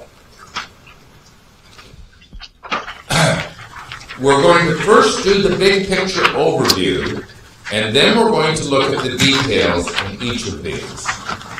In general, there are 2 populations for this program: out-of-school youth and in-school youth. The out-of-school youth is where the 75% of the money must be expended, and that means that up to 25% can be expended on in-school youth programs. To be an out-of-school youth, you must be between 16 to 24. That's a change, right? What's the current age limit? 21. Why do you think they went to 24? That's the highest unemployed rate. What was that? Probably the highest unemployed. That group is called Absolutely. unemployed rate. Matter of fact, there was early on in the legislation, there was people who said 28. And you got to remember that this is anticipated. There was no hope they were going to get to me, but there's a belief that people can still be tremendously disconnected at the age of 24, right? They must be 16 to 24 and not attending any school. This is a place where we will need some clarity, because current WIA regulations say that if I'm attending a GED class, then that means I'm attending school. That may change. We'll have to see if that changes, but that may change. What do you mean that would change? I said that may change. Right, but well, they may say that if you are not attached to the formal school system, and such as people in alternative schools, people in GED classes, that they may be considered to not be attending any school because they define school as traditional school systems. However, the current regulations say that if I'm going to alternative school, particularly an alternative school within a regular high school, or I'm in a GED class, that then I I'm in school. So what they might be saying is that you have to get the participant before they get into when they drop out, before they get into the GED. That would be one way to think about it, or they're in GED and they left GED, or that if I'm getting a GED, that is different than being in secondary school. That's what we're going to have to find out. So we don't know the answers to that yet. I have to be 16 to 24, not attending any school, and having a defined barrier. And this is different because under the current regulations, the local board gets to define a barrier. Under the new law, that option is not there. The barriers are defined. However, if I am 16 to 24, not attending any school, and have a defined barrier, in most cases, I will not have to be income eligible. There are only two conditions under which income eligibility will take place for out-of-school youth, and I'll show you what those are. Then there are in-school youth, and the ages for this is 14 to 21, and notice I made ands on this really big letters. It's because these are all mutually dependent conditions. 14 to 21 and attending school, and this group must be low income, and they must have a defined barrier. There are two changes, though, to the low income definition, and I'll show you those in a moment, but just to highlight them, if I am receiving or eligible for a free school lunch, then I am eligible. And if I live in a high poverty area, my residence is an indication of poverty. Like a housing project. Well, like we don't know. This is one of the other places where we will need regulatory guidance. There will be a definition probably that is geographically based, whether it's by zip code or precinct or whatever, to say that this is a low-income neighborhood. And so therefore, if you're from that neighborhood, you don't have to document income because the residence itself shows that you are low income. And since we have some young people who sleep around, and I don't mean I don't mean it the way it sounds, but well, you know, I stay with my grandma, then sometimes I stay with my cousin, and sometimes, you know, they don't have a fixed residence. Huh? They don't have a fixed residence. Right. Absolutely. And so this becomes somewhat interesting because which residence do you use for a low income level? But I do not think this will change from current WIA regulation, which is eligibility is determined based upon that day. Right. But in our little town of Mount Airy, we have the same zip code, but we have a very definite, different economic pockets where neighborhoods. Well, and we'll have to see what the regulations say about how they define that. It's not the only way to define income eligibility, but it is one of the ways. So we don't know the answer. So now let's drill down on the out-of-school youth requirements. All right, not attending any school. Here's how the law defines not attending any school. It is not attending any school as defined by state law. And so different states do different things. Let me give you an example. In California, you really cannot drop out before you're 18. You don't go to school, but they keep you on the rolls. Because if you're not on the rolls, then you don't. The school system doesn't get any money. So it all depends upon how the state defines school, and that's the reason why the clarity we'll need on how that fits with alternative education settings and all of that may not just need to be clarified by DOL, but by the Department of Commerce here in North Carolina. And 16 to 24, and one or more of the following barriers. Now, this is when you need to stop, stay with me. One of the barriers is school dropout. For school dropouts, as long as they are 16 to 24, they are obviously not attending any school. They have that barrier, so no income documentation is needed. If I am a youth who is within the age of compulsory school attendance, but has not attended school for at least the most recent complete school year calendar quarter, then I need no income documentation. And you see what this one's about? This is where I have not formally dropped out, but I'm not showing up. Right? Now, the first place that income begins to appear is if I have received a secondary school diploma or high school equivalency, then I must be low income. That's one of the categories where low income documentation continues. And I must be basic skills sufficient or an English language learner. So, remember when I was telling you that one of the things that Congress didn't like was this whole thing about where people were just getting people who were already going to graduate from high school and then try to get them into college, no matter whether you agree with that or not. They're simply saying that gig is up. And what they're saying is you can be a high school graduate, but if you are a high school graduate, then you need to be basic skills sufficient, which is not defined in the law. All that stuff about 8.9 and all of that stuff, which is really the common practice, that's not defined in that way. Basic skills sufficient is defined in another part of the law. We'll have to see how it is applied here. But basic skills sufficient is more than just what is your reading and math level.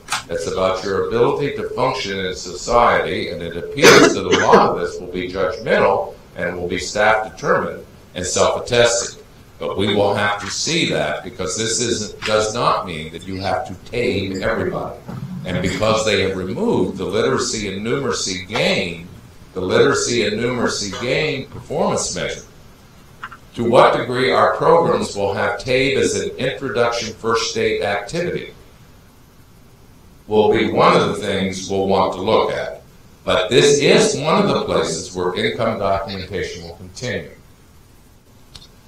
If I'm a person that meets the age criteria and I am not attending any school and I am subject to the juvenile or adult justice system, then I am eligible for the program without income documentation. All right. I'm going to ask a question, and then I'm going to tell you we don't know. All right, ready? What is subject to the juvenile or adult system? Well, let me ask you this. If I've been arrested but not charged, have I been subjected to the juvenile or adult system? If I have been charged but not convicted, it's pretty clear that if I've been incarcerated, right?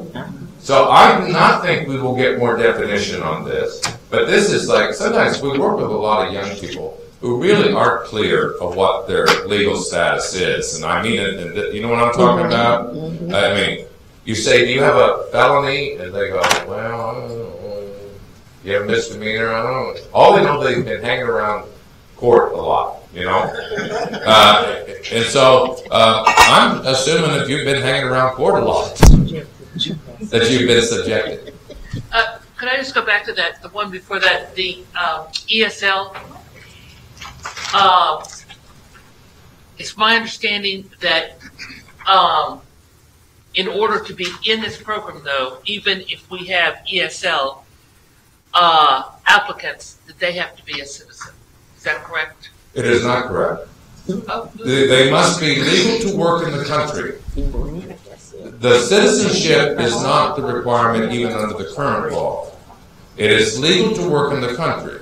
This will be somewhat politically contentious, but let's take the case of where President Obama has given the Dreamers an opportunity to receive work permits. And so even though they are not traditional green card holders and are not traditional and are not fully citizens, they are legal to work in the country.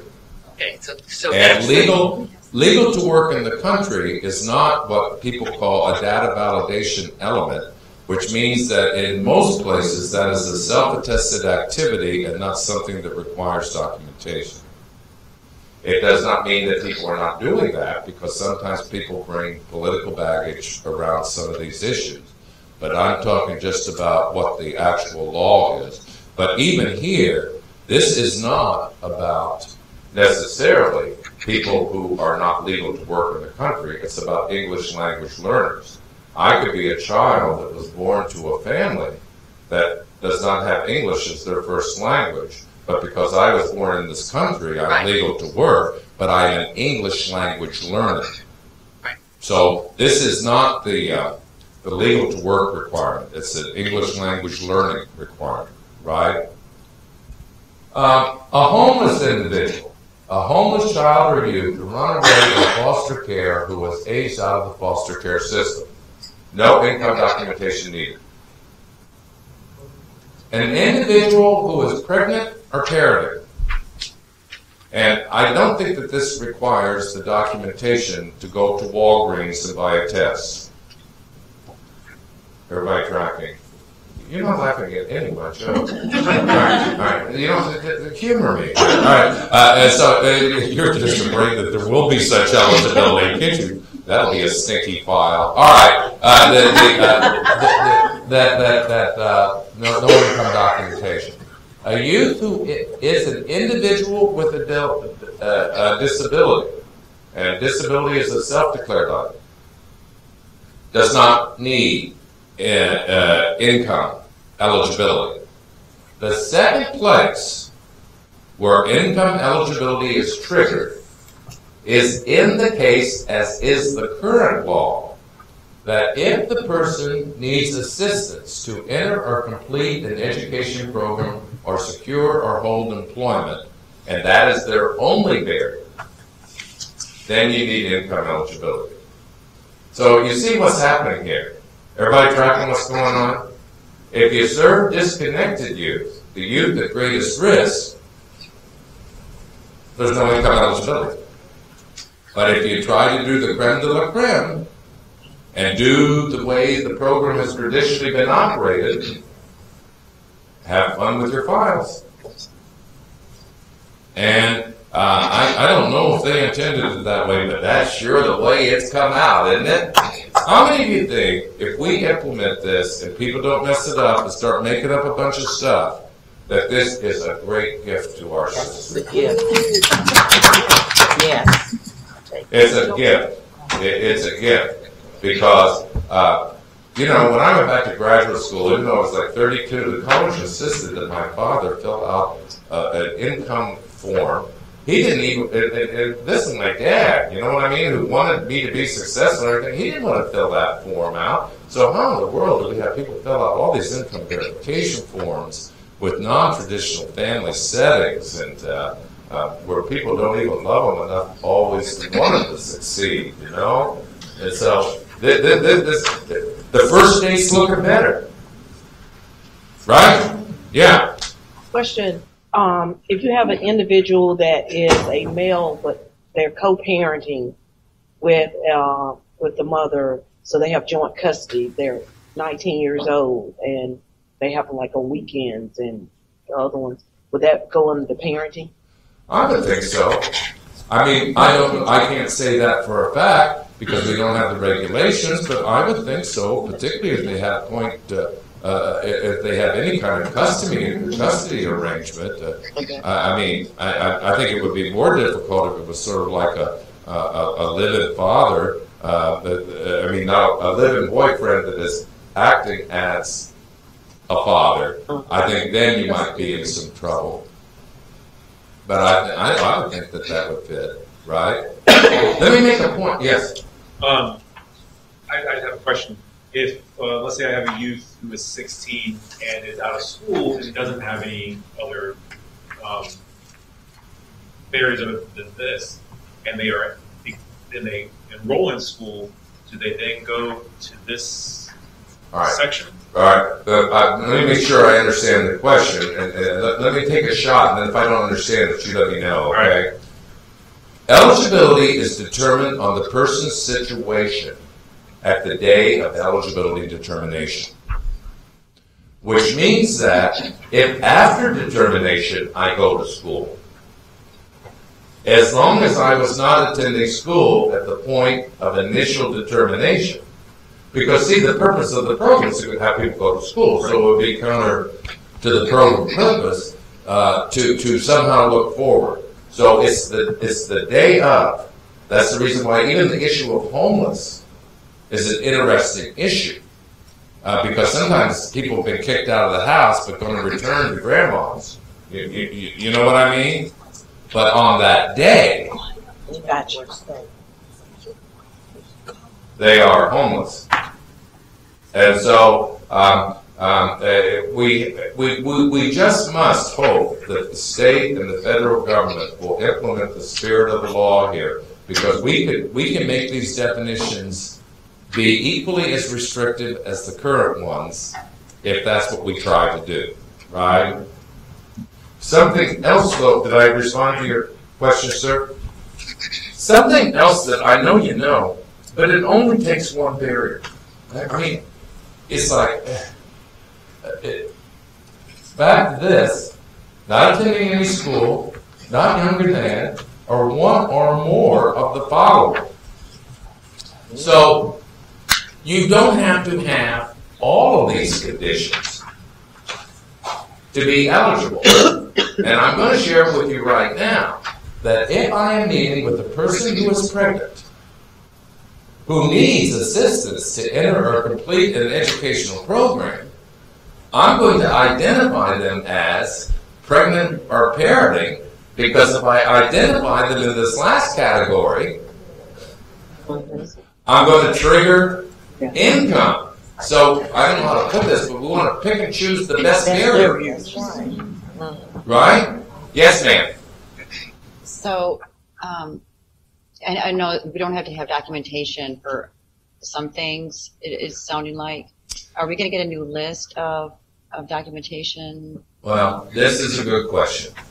All right. This may be more than people want to get into because it's not going to be good resolution. But here's the problem. There is the law, there is eligibility, and then there is what is called data element validation. And what data element validation is the way that the feds, through the state, make sure that the data that we provide on our program is accurate. Many of the data of the documentation requirements are not eligibility based, but data validation based. Am I making any sense here? But I will tell you one of my learnings this week, because this is like, what, the third or fourth time I've done this session with various workforce areas, is there is a tremendous variance in the degree of documentation that is expected in various local agencies. And that some of that is because we have, well, there's two or three things. First of all, some of that is because people don't know. The second thing is sometimes people have been punishing people this way for 20 years. And so even if it is not required, they keep on requiring. The third thing is at some point, somebody got wrote up and they are never going to be written up again. And so they take this overly protective stance. Now, I don't want anybody to act on this. I'm just going to give you the example that I heard this week. All right. So I'm in Raleigh, I know I'm not in Raleigh now. I'm saying when I was in Raleigh. When I was in Raleigh, the question came up around the issue of a homeless person. And the issue of parental signature. After we talked about it for a while, what the actual data validation element is that an adult must say they are homeless. And at least it is Raleigh's perception that you, as a staff person, as an adult, are able to provide that signature. I trust the lady who told me this because she called the state to find out. And there are certain data validation elements that will continue to require documentation. So, for example, even though I think this is a violation of the ADA, the issue of individual with a disability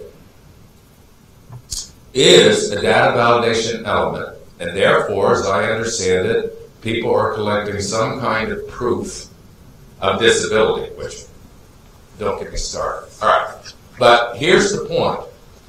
If you are working with a young person with a disability, and there is a documentation requirement for that, but they have also been subject to the juvenile system, then I would not identify them as an individual with a disability. I would pick the barrier with the least documentation. Your question is a good one, and I wish I could give you more detail, but we know what the current data validation element documentation requirements are, but we do not know what they will be under the new law. But this is something we must look at. Right now, one of the data validation elements is proof of income. We know for a fact that that can no longer be a data validation element for all of these. So no matter what, we'll have reduced documentation. But here's the most important advice. Don't do more than you have to do, and if you do, make sure it really is what's required and not the laying on of hands across generations. Because we must not get busted. We must comply. But the purpose of our program is not to comply. The purpose of our program is to help people and not get busted. You know what I'm saying? Because I want you to know, no offense, folks. No, I told you all this important stuff in the morning about all this stuff about program design and everything. You were all polite and everything and listened in. But I want you to notice, the minute I got to this page, the energy went up in the room. I want you to think about that for a second. Because when the energy is around, who gets in? As opposed to how do we help them when they get in? That tells you something about where our system is coming. I'm just saying. You know what I mean? And so the purpose is to help people. It's like if not careful, we've been taught how to not let them in. That ain't your fault. That's just where we've been. And so the whole purpose here is to try to let them in. And I'm sure there are bureaucrats that will try to figure out how to not let them in. But let's at least have hope here of something. So I'm not bad-mouthing you because you asked a good question. But let's not do more than we got to do. That's the big thing. All right. Anybody else have any other things on this? So in summary, there's only two eligibility pieces, income eligibility pieces here in terms of disconnected youth. All right, before I do in school, anything else on the out of school in terms of eligibility? Let me ask you about homeless. You said that a adult can say, I am homeless. What about the adults who do not have their own home and live as a family from home to home to home? Is that a homeless element? No, I don't think they're homeless. Okay. But you gotta remember, I want to let them in.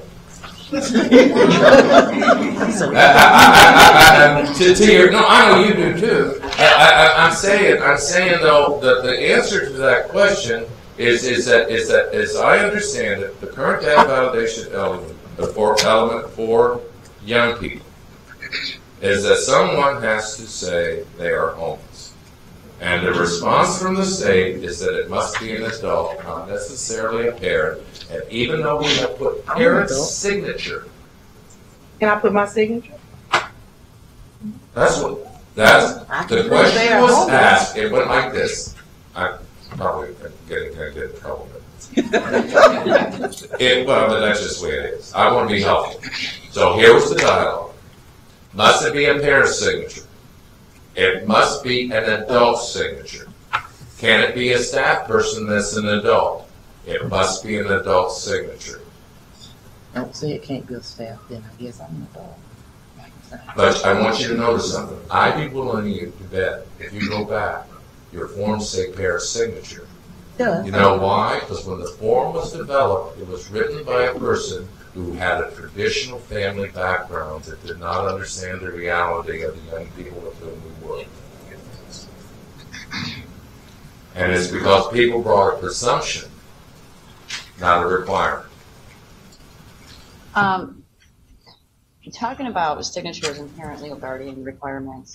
So if the youth is below 18, I mean, for all the other documentation, we have to have a parent or legal guardian to sign. So here's what we have to make a determination on. This is what's unclear to me.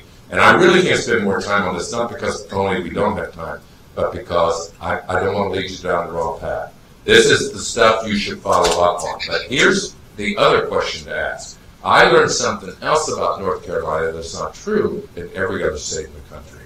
That to be able to work if you are below 18, you need a parental permission.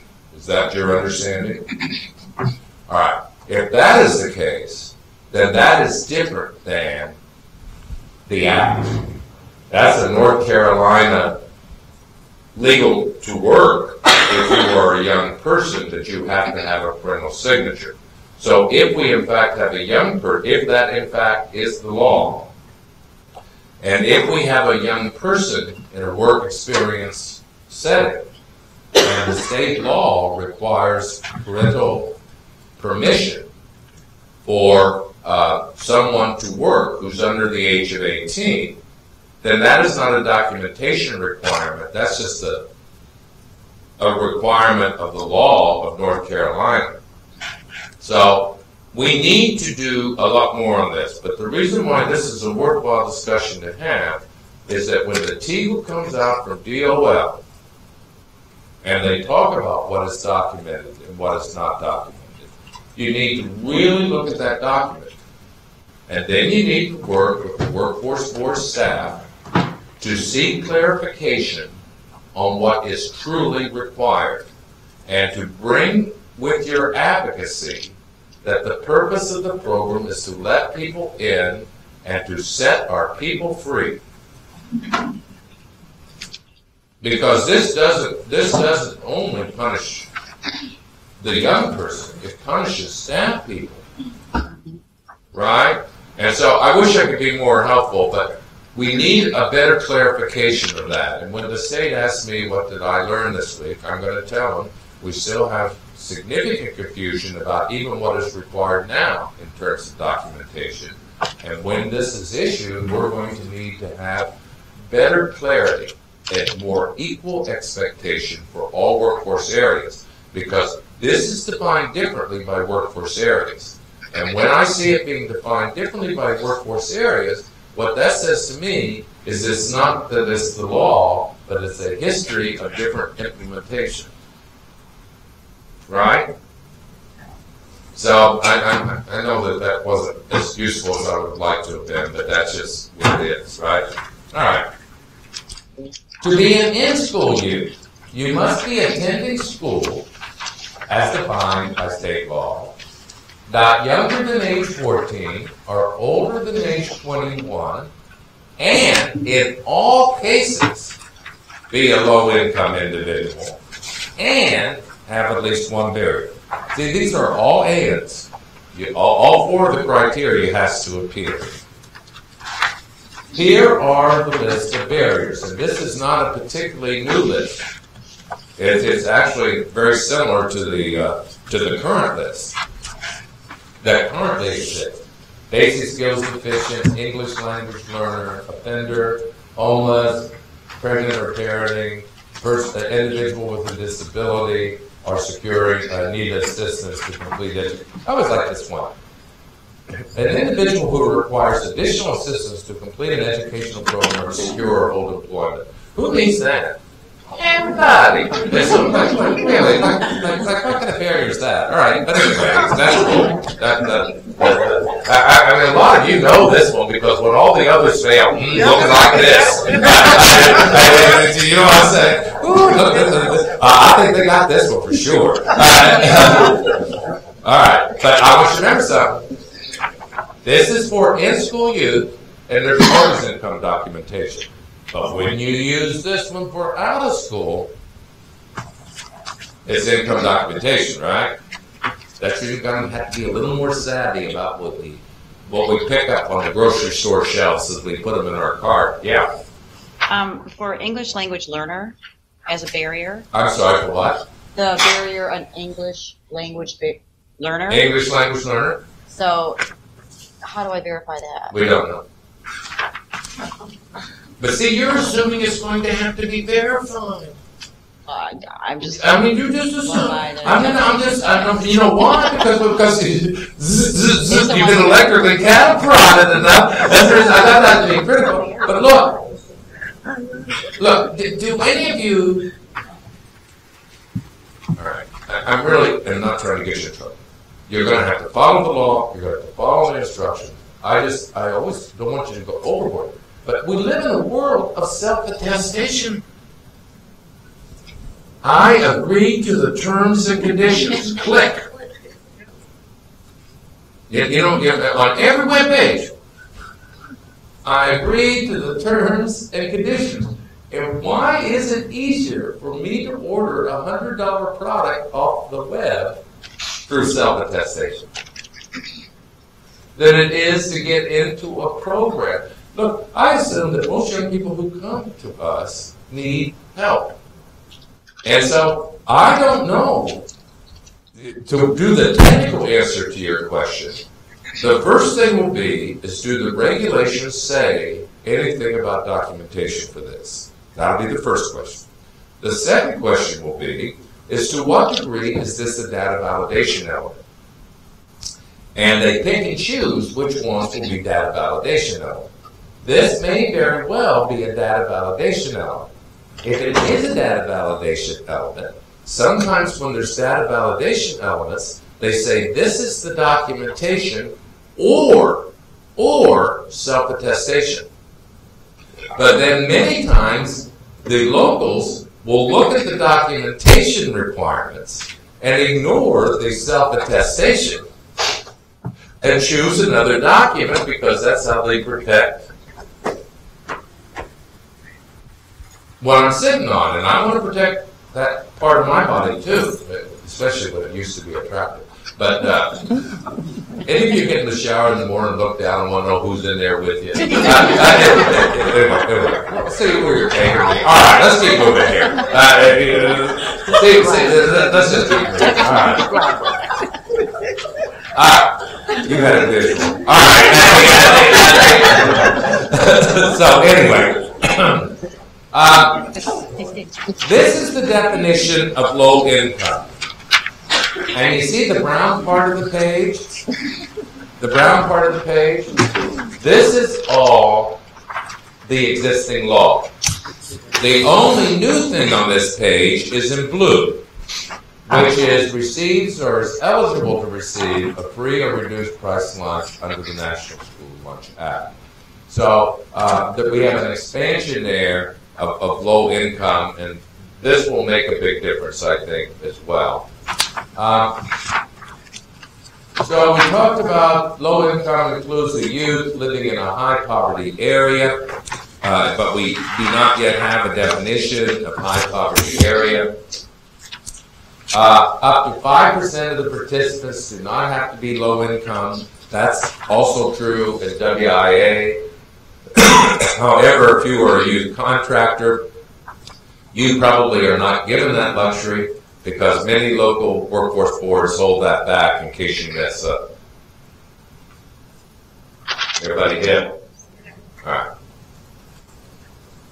So, these are just some of the definitions we're going to need to look at when the regulations are issued, and we talked about the clarity we will need. So their eligibility is intended to be streamlined. We'll have to get to some of the details, but I think that the real message takeaway here is if you serve disconnected youth, there should be reduced paperwork, even if it's only on the income level, which I think is a huge issue in and of itself. All right? You don't mind that I'm sitting, do you? I just can't stand over there. All right. This is the requirement that we talked about of 75% of the money being expended on out-of-school youth. Now, you see that analysis that may be reduced to 50%? I included that because I do this presentation all over the country, but North Carolina can't have it. It only goes to what they call low allocation states. So like if you're in Vermont, maybe, but you're not in Vermont, right? How many of you are thankful you're not in Vermont? You're missing Ben and Jerry's. All right. So that's just straightforward. I will tell you something here, though. Since this is expenditures and not people, most programs believe they will have to intend on expending 85% of the money or 90% of the money on out-of-school youth. Because if you spend the full 25% on in-school, then you may end up not meeting the expenditure level. Everybody with me? And so really, for many places across the country, this will end up being an 85 and 90% requirement. And this is hard because we've run so many successful in-school programs. And this doesn't say you can't run an in-school program. But you can see, remember this whole thing I did this morning on barriers? This is an example of the policy play out here of how they want to make sure we spend our money on a different population. Fred, what are some of the best, what states have the best practices for that out-of-school youth? The out-of-school youth? Well, I will tell you, it's DOL's and the federal and the Congress's perspective that no one does this well. Because that's the reason why they thought the law needed to be changed. I will say that as I understand it correctly, in Raleigh, they have been requiring 70% expenditure on out-of-school youth for years. I think they probably run a pretty good program. I don't have lots of detail, but they've been requiring it for years. But the problem is they've been using out-of-school as defined in the current law, not in the new law. And so if, just like maybe many other places, if the way they're meeting this is through near-term high school graduates for short-term community college entry, then this law doesn't really reward that. I'm going to talk some about program design best practices in a moment, but in general, this is something that DOL and Congress has been wanting us to do for years, but it's not been as well done. But I think the other thing is that they've not given us much money to do this. You know, and it's sort of like their appetite is bigger than their ability to pay for the bill, right? Just one little thing. With the out-of-school youth, it seems to me the whole focus is, I mean, if they're out of school and in at least the upper range, you can't put them back into a public school. So the only alternative is, and you probably can't put them even in an alternative school, is the GED program. So what I'm just feeling is that we're going to have to work very strongly I think you're GED right. programs, because that's the only educational component. That, absolutely. And if we do, it cannot be the only activity they participate in. True.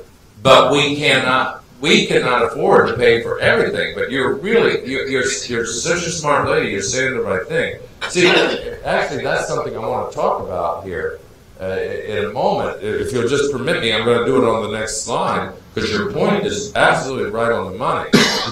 Everybody's got the 20%. We've talked about that, right? And nobody thinks that's a big thing. All right. This is the point that you were making that at least I think you're making this important. Is 16 to 24 is a huge age range. And it's almost like really you're running 3 or 4 programs within a single program. If you use the customer base to define the program activity, it's significantly different. That's the reason why you need to think about who you want to reach and who you are going to reach, because what is needed by a 22, 23, and 24-year-old is probably significantly different than a 16 to 18-year-old. And what your point was is that different program activities are not even available to people, are not realistically available to people of all age groups. I don't know if this is really useful or not, but I think there's another thing. Emotional maturity is significantly different between 16 and 24. I read something really interesting real quickly the other day that I just thought was fascinating. For years, from a human development perspective, we have known that the years 1 through 3 are critical for lifetime success. Because this is when the brain is developing and growing, and that's the reason why things like WIC was created, because that's when people need to have good nutrition, because good nutrition is the basis of future learning, and it's the reason why people have all the focus on preschool and early child development and all of that. Well, the new piece of research is interesting, because it's sort of like, here's what happens in an oversimplistic way. That from like the years to 1 to 4, our brain is like this. That's the reason why little kids can be multilingual, because our brains are just taking it in. But then the brain begins to close. But the new research shows that in adolescence, at about 13 and 14, the brain reopens for another 3 to 4 years, where there's this much significant impact on human development that happens in the early years. And this is really important because it has to do with brain development.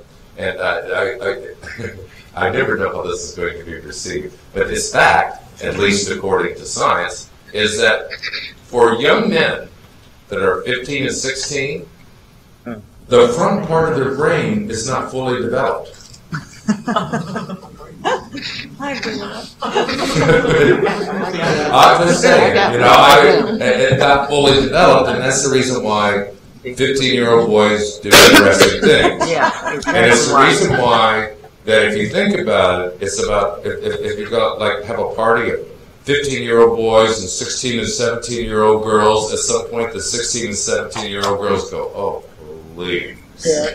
Oh, please." Well, they see, I was like around, but all the women are going, "Ain't that the truth?" All right, but in any event, this is what I'm saying.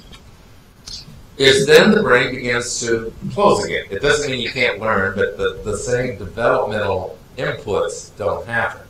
And so it's like if you're going to work like with an out-of-school population of 16 and 17 and 18, that's a very different program than if you're going to work with 22, 23, and 24. And what this lady, at least is saying to me, is that, well, let me ask you. I know that you have not had 24-year-olds in your program yet, but what has been the most common age of your out-of-school youth that you are currently serving? 21. 19 to 21 sounds right to me. I think we will have to think about programs. I will say this, that the more you move up on the age level, the more important work becomes. And so this issue of how do you mix and interplay the program activities, including work, will probably be different based upon that. But I do think we have to think we're going to have a big age group here. I want to spend a moment on this page, on page 28. Yes, who's talking? Yeah, Yes. I just wanted to make a comment in thinking about this whole age group of to 24. How many 24-year-olds do you think we could really attract when we're using the term youth program? Well, I don't know. I don't even know how many young people we can attract using youth program. But I think you're right. I think program identity and program naming is a big opportunity. Yeah. You know, but while you're bringing it up, beyond name, there is another issue that I wish I had thought about bringing up, and maybe you're giving me a reason to do it. I think when you start talking about 24, 23, 22, you have to remember we have an adult program too. And actually there will be a huge overlap of potential service between the adult program and the older youth program. And I know that some of you are youth-only contractors, but this is something we're really going to have to look at, because sometimes the youth program doesn't have much money, and the young person who is 22 will need to be co-enrolled into the adult program so that there are sufficient resources to pay for school. And so I think that you're right. The naming is a big thing, and I think that in some cases they're actually adults. All right. For those of you who are worried about how we're going to recruit out-of-school youth, these are just some best practices, if you will, around the country. You see, if you are someone who has always run in-school youth programs, recruitment is not really a problem in school because you have a captive audience. To a large degree, the population is the bond. But one of the things for many people around out-of-school youth is you have to find them. Here's the first principle. The first principle is youth are always easier to recruit, particularly 19 and 20-year-olds, I suggest, and 18-year-olds, when you recruit them in pairs. This is a phase of human development where peers are exceptionally important. And so one of the first things, you probably already do this, but I'm assuming that when you find a young person who's eligible, you always ask, who do they know? Who do they know? And part of the reason why we want to bring them into the program is we want them to have a support structure within the program that's different than us. That's a peer structure. And so you always want to do peer recruitment. The second thing is that I know that you probably have you probably have Facebook pages and all of that kind of stuff. But one of the things we need to do is to learn how to work our participants' social media network. Very simply put, do we have asked our program participants to put on their wall their program participation? Do we ask them to use their friend network to help us recruit? And it's just the way that I think that many things work. The third one is probably my favorite suggestion on the page. About a year ago, I was doing training in San Diego, and it was a huge group, maybe 200 people, 300 people, and it was all in round tables in a big conference room. and it was on workforce issues. So I come into the room, and there's this round table up here, and there's like 6 young people, must be like 17, 18, 19, all looking good, all having all this energy and everything. And so I was convinced they were in the wrong room. I mean, because I'm so used to working with people my age cohort and all of these things, I just was convinced that they couldn't possibly be ours, you know what I mean? Because there was just too much energy coming from the table. And so I go over and I said, hey, how you doing? My name's Greg. And I said, I'm really glad you're here, but you know what this is about today? They said, well, yeah. I said, well, what's it about? They said, it's about how do you get people in the workforce. I said, well, that's cool. I said, can I ask what you do? And they said, we're the youth recruitment team. And I said, well, that's cool. I said, what do you do? They said, we go out and we find people and bring them in. And so then I went on to find out that they were young people in the program fulfilling their work experience in the program as youth. That is awesome. It is. And if you think about it, that could be a career pathway job, right? And I just think it's a healthy thing to think, because here's the thing. Look, I'm not really age fixed in a lot of ways, but I do think that sometimes at my age, let me just say to you, that if I was a 16-year-old and the first person I saw was me, I go, what is this? I mean, you know what I'm saying? It's like, what is this? And maybe they would like me after I worked really hard and everything. But we need to figure out how to build an identity. And I will tell you, this is one of the things that happens. From a program retention perspective, our programs are designed to help individuals. But we do not really have forums where necessarily they get together and create a bond and an identity. That's the reason why when you said you were a facilitator, that was an important thing for me. Because that's when we take people who have individual activities and bring them together for a program identity. Because we're trying to build a gang. That's part, you know what I mean? I mean, I don't talk colors and all that stuff, but we're trying to build a group affiliation to the program. And so when we were talking about how do you get continuous engagement over a longer period of time, and I put it all on you, and I said, do people leave feeling better? Are they getting something? Well, the third thing is do I feel like I'm a part of something with others getting ahead? And so there has to be forums for people to get together. And I really like this one. I really like this one of peer recruitment. Okay. Currently, under the law, we're going to do page 30. Currently, under the law, there's what's called the menu of services. And there are like 10 required services that must be in place. Not that every young person will get every service, but all 10 services need to be in place.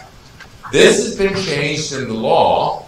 There continues to be a menu of services that need to be in place that not every person gets, but must be there, but it has been expanded. On these 2 pages, anything that is in italics is new. So that way you'll be able to see what's currently required in relationship to what is new. Some of these are just word stuff, but some of them are fundamentally new. I want you to notice on this first one the issue of tutoring. And tutoring can now be applied to a recognized post-secondary credential. And I think many of us have perhaps provided tutoring as an in-school activity. But I think there are many young people who might need tutoring in GED. that may need tutoring in community colleges. And so what this is saying is that we need to think bigger about what tutoring is, and about once we've had young people commit to some kind of learning activity, they may need support to complete that. No change in number 2. No change in number 3. Number 4 is important. Occupational skills training already appears in the law, but then it adds all of this stuff. But if you'll notice, it gives priority consideration for programs leading to post-secondary credentials. So that's back to that post-secondary emphasis here, that GED is not enough. Number 5, this is brand new, although I think it's not new to the system, it's new to the law, which says that we should be doing things concurrently. See, I know I keep beating on this, but see, I don't even want to call it concurrent. I want to call it multitask programs, because I think that's really what it is. It's about more than one thing happening at one time in that regard. 6 is not new. 7's not new. 8's not new. 9 may be new. Let me spend a moment on this. You know that whole requirement that services must be provided for 12 months after exit? How successful has your stalking been? Well, it depends on how they leave. Ain't that the truth? Go on. You're on a roll. It depends on how they leave. If they don't just escape you and you can't find them, then that 12-month follow-up is no problem. That's because you put a GPS tracker Yeah, on we it. got that phone. Oh yeah, like they never changed the cell phone number. Right. But you know, you made a good point, because many of our customers really don't ever leave us; they just disappear. Right? Yeah. And I think that's a big thing. I will tell you. Here's the real thing here. You better get people stabilized before they exit, because when you try to do it after they exit, that's tough. That's the reason why I spent all that time on continuous engagement this morning, and about how you keep people engaged for a longer period of time. Because if they leave, life moves, right? So that's a big thing. Guidance and counseling. And then 11, 12, 13, and 14 are brand new. And it's financial literacy education. Everybody know what that means? Like what? Like what's in it? No, come on, softball. Like what's in the financial literacy piece? What? Budgeting. What? How to do banking? Banking. What else? Taxes. How to measure drug income. All right, but anyway, say it, you know. All right, so I'm not stereotyping really. I'm just being a jerk. All right, now. Credit, how to get a credit, all of that. And see, here's the thing: is that more and more employers do credit background checks, right? So it makes people more employable, and it becomes pretty important. And this is a new requirement. By the way, this also appears in the Adult and Dislocated Worker Program for the first time. So this is probably workshops or some kind of computer-based learning or something, right? 12 is entrepreneurial skills training. Maybe they'll have room for you in the class. Absolutely. You might even want to teach it, you know? Absolutely. And this is a real big one. How many of you think ultimately, in some ways, the future world of work is all of us working for ourselves? Somewhere. Well, I mean, that's what temporary work is. It's what's contracted work. You're only lending at a time. So this is a big one. Number 13 is labor market and employment information. And number 14 is preparation for transition to post-secondary education. All right, here's the actionable item on pages 30 and 31. This is the menu of services that you must have. Not all young people get them, but they are the services that must be in place to have full compliance with the new service menu. Do you have all 14 of these? You have them all, or you don't have them all? I'm not hearing. We were already doing 10, so there's we were already doing it. Well, it depends on your tools that you're using. Like if in our benchmark toolkit, a lot of this stuff is included in it. So you touch it somehow or another. I'm really not making a judgment. Here's my only point is between now and July 1st, you're going to at least have to say you have these. Right? So it's just a checklist. That's what we have to have. Greg. Yes. What do you define this, because it's so broad on supportive services? Well, the law permits a whole wide range of supportive services, including things like help with rent, help with electricity, child care, a whole range of things. But what really drives that is not the law. The law is like this broad.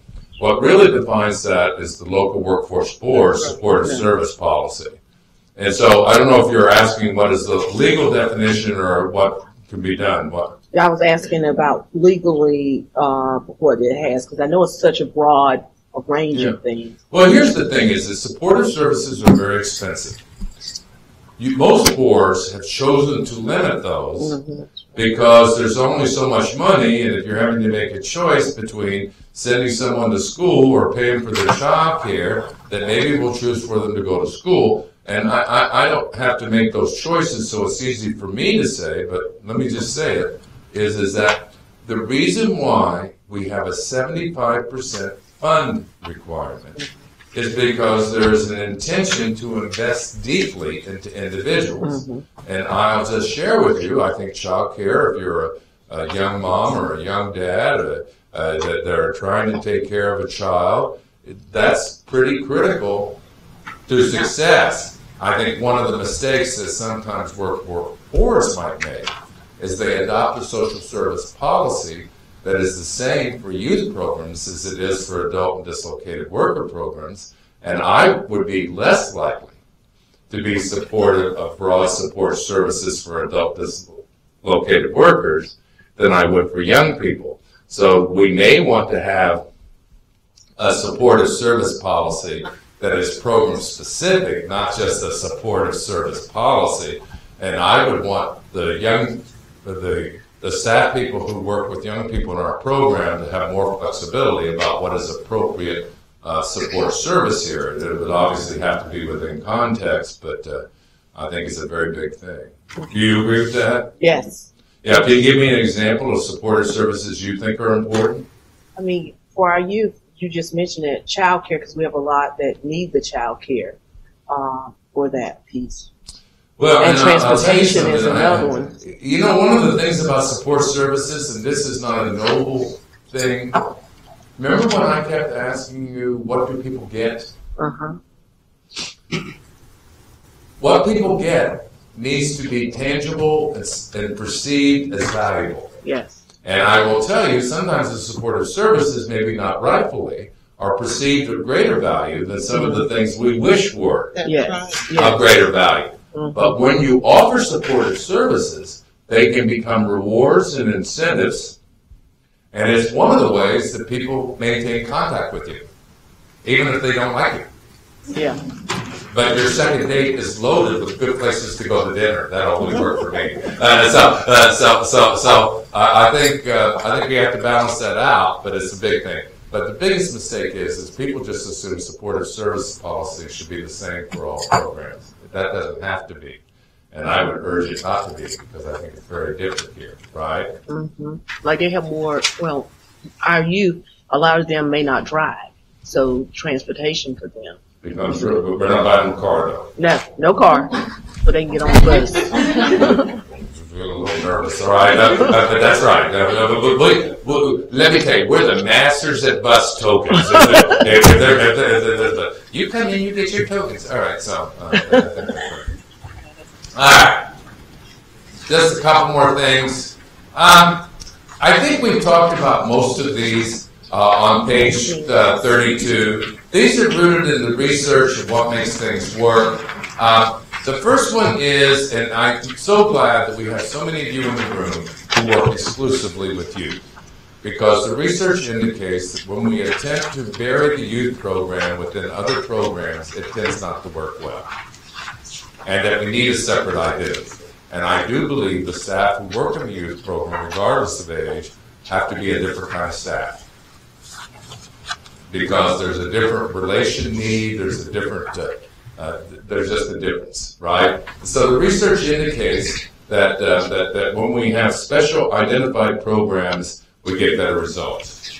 The second one is the one that we were talking about, speed, concurrence, and variety. That's that multitasking that I keep being repetitive on because it's so important. The third one is work is really important here. Work activities should begin being planned at the first visit. And they can vary, but they need to be continuous throughout the program because all of the research indicates that work experience components is what drives participation here. And it becomes the lure, the incentive, the reward, and the way we move people. And then finally, we need to know that we're going to try to keep people longer because that's how the 75% is met. So that is the technical details of the program design. The final thing I'm going to do exceptionally quickly has to do with youth performance. And this begins on page 37, and let me tell you why I'm not going to spend more time here. There's 3 reasons. First of all, the new performance standards do not begin until July 1st of 2016. Which means you might be a filmmaker by then. What? So that means the reporting is going to be for this year period coming? If the world was only so simple. No, we don't know. Here's the thing. The new performance standards begin July 1st of 2016. That's in the law. However, is that for everyone who starts new after July 1st of 2016, or is that for people who exit after July 1st of 2016? And that is what we do not know the answer to.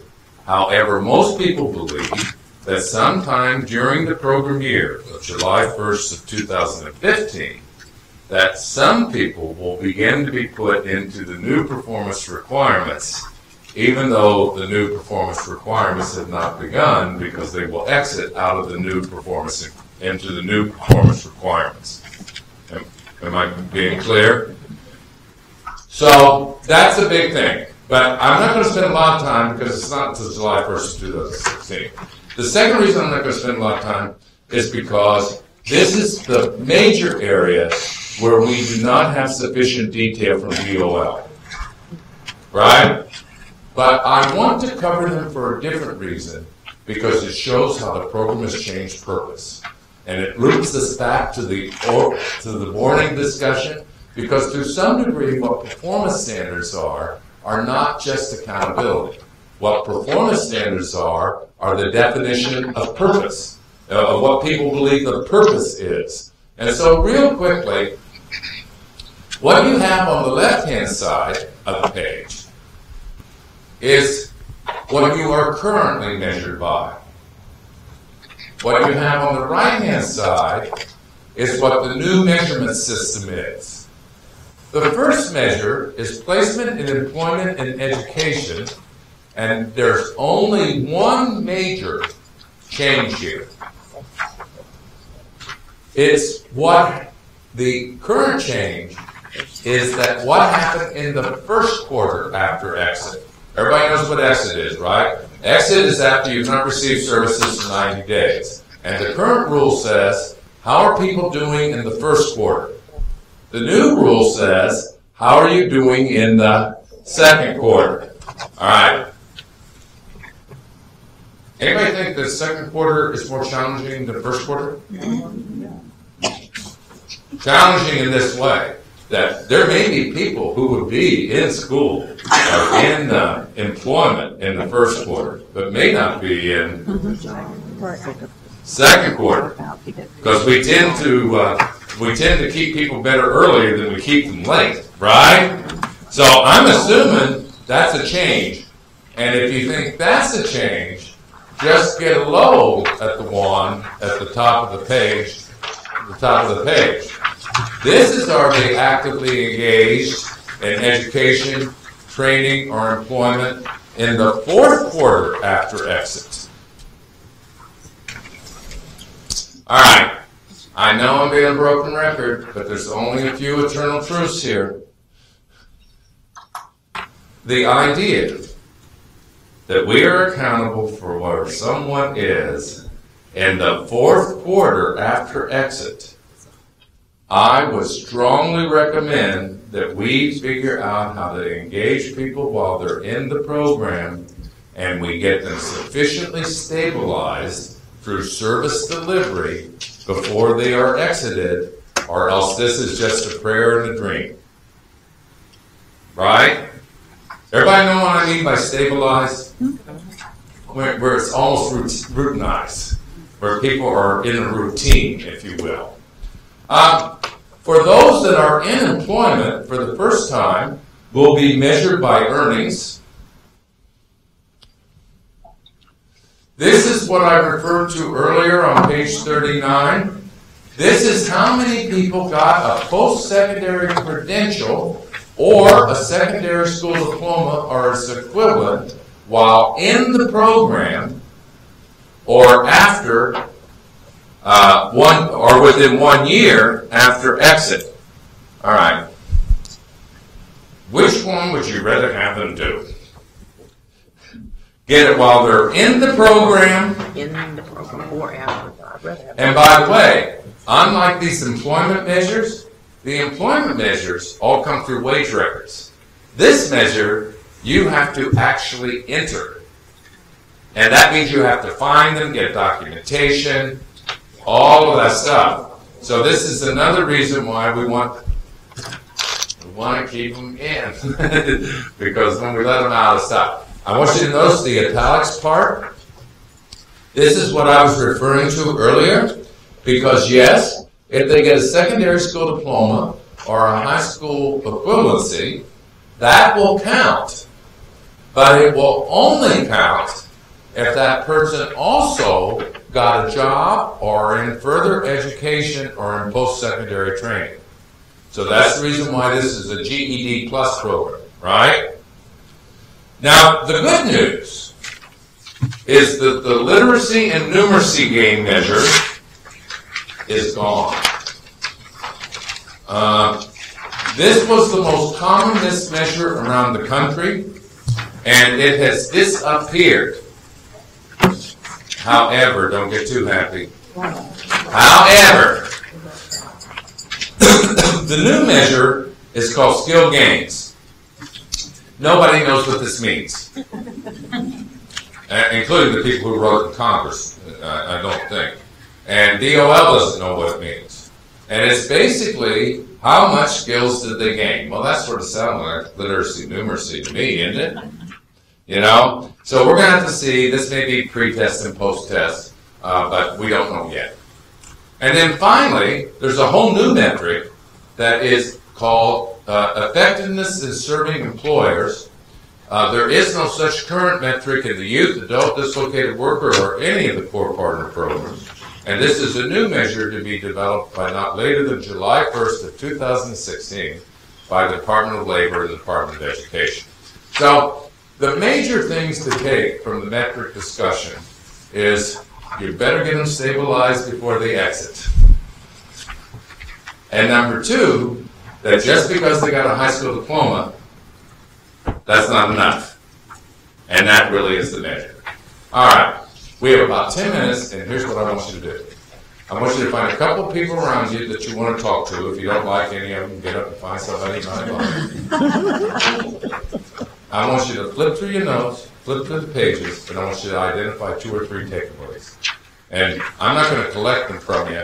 We're going to verbally talk about them, But make sure you just capture what you took today, because if you do it now, you'll be more likely to capture something.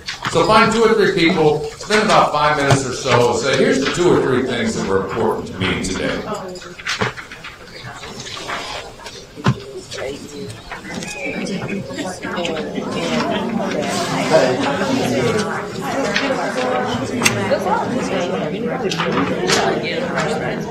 That older population. I think more money, and that they're placing that 75% of the money, not on the number of because I have been programmed. Well, it's not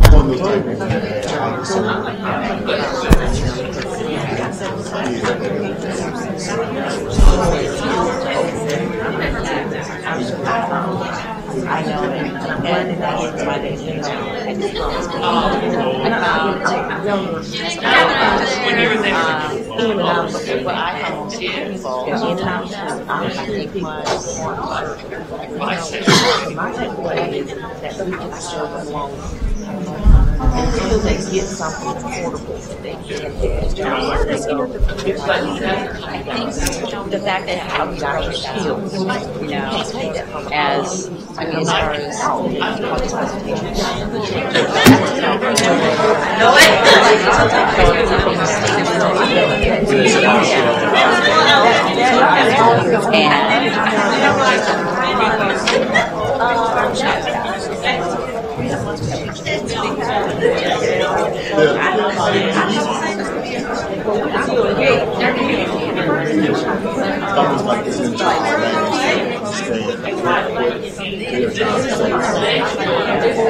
There wasn't a whole lot of questions. It's not okay. What are you talking about? Kind of broke down to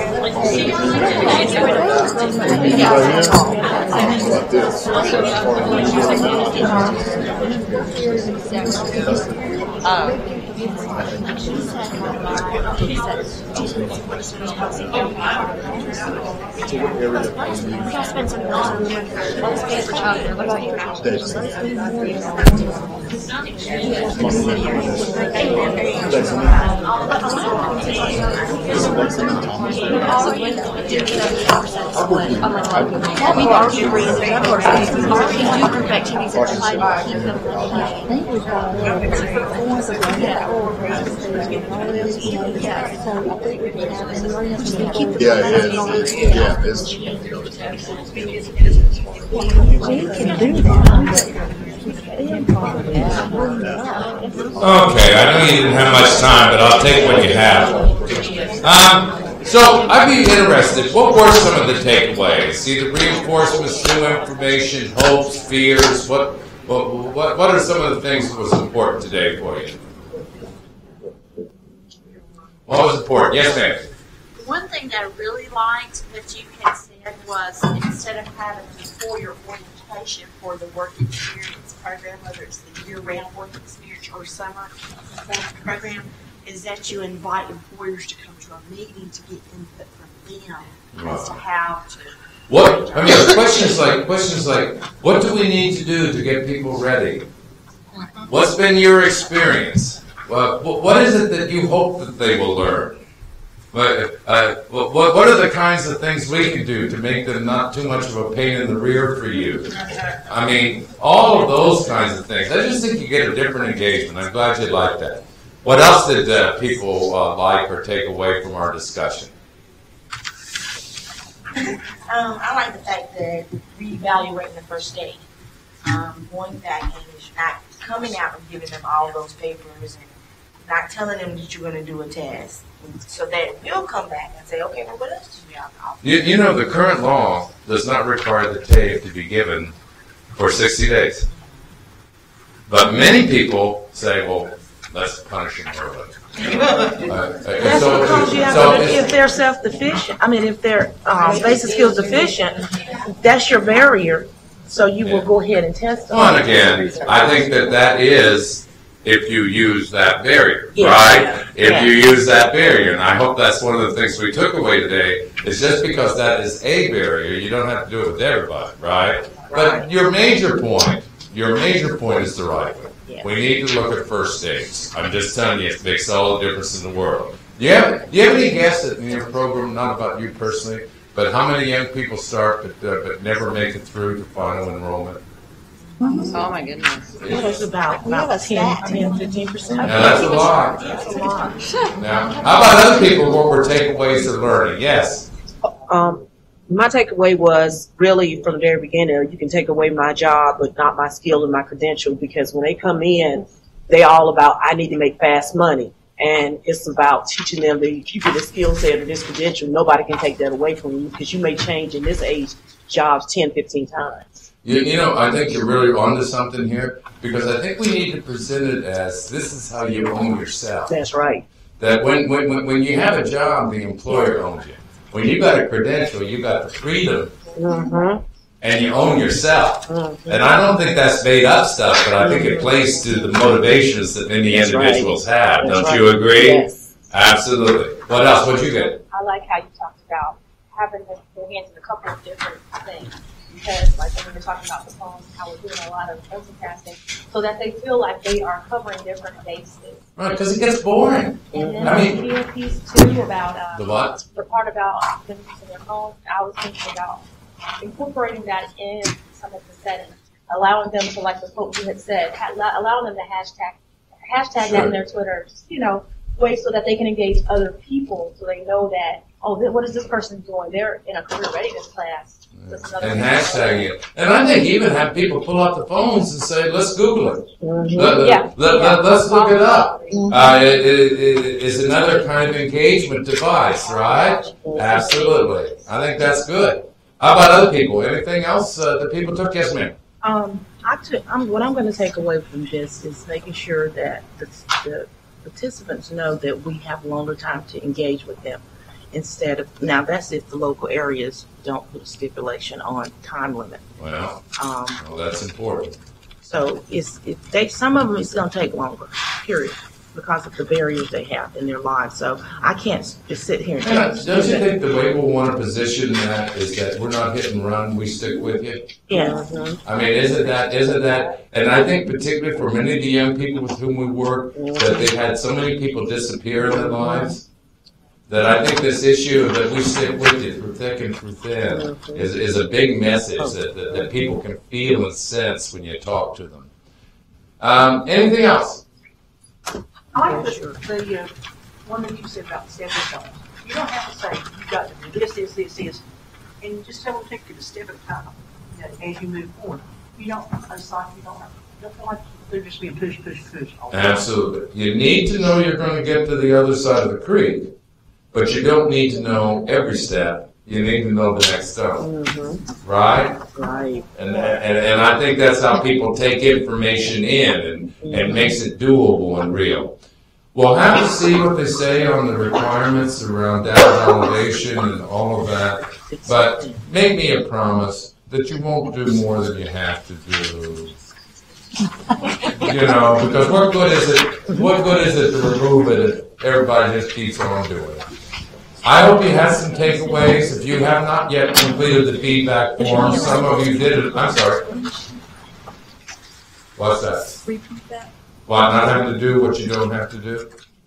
Something like that. Yeah. Well, no, here's the thing. Here's how it goes. The feds have to not lay on more than the law. The state has to lay on not more than the feds. the local board has to lay on, not more than the state, and staff people have to believe it. Everybody know what I mean? And because staff people have been beaten up by this for so much that you protect your peace.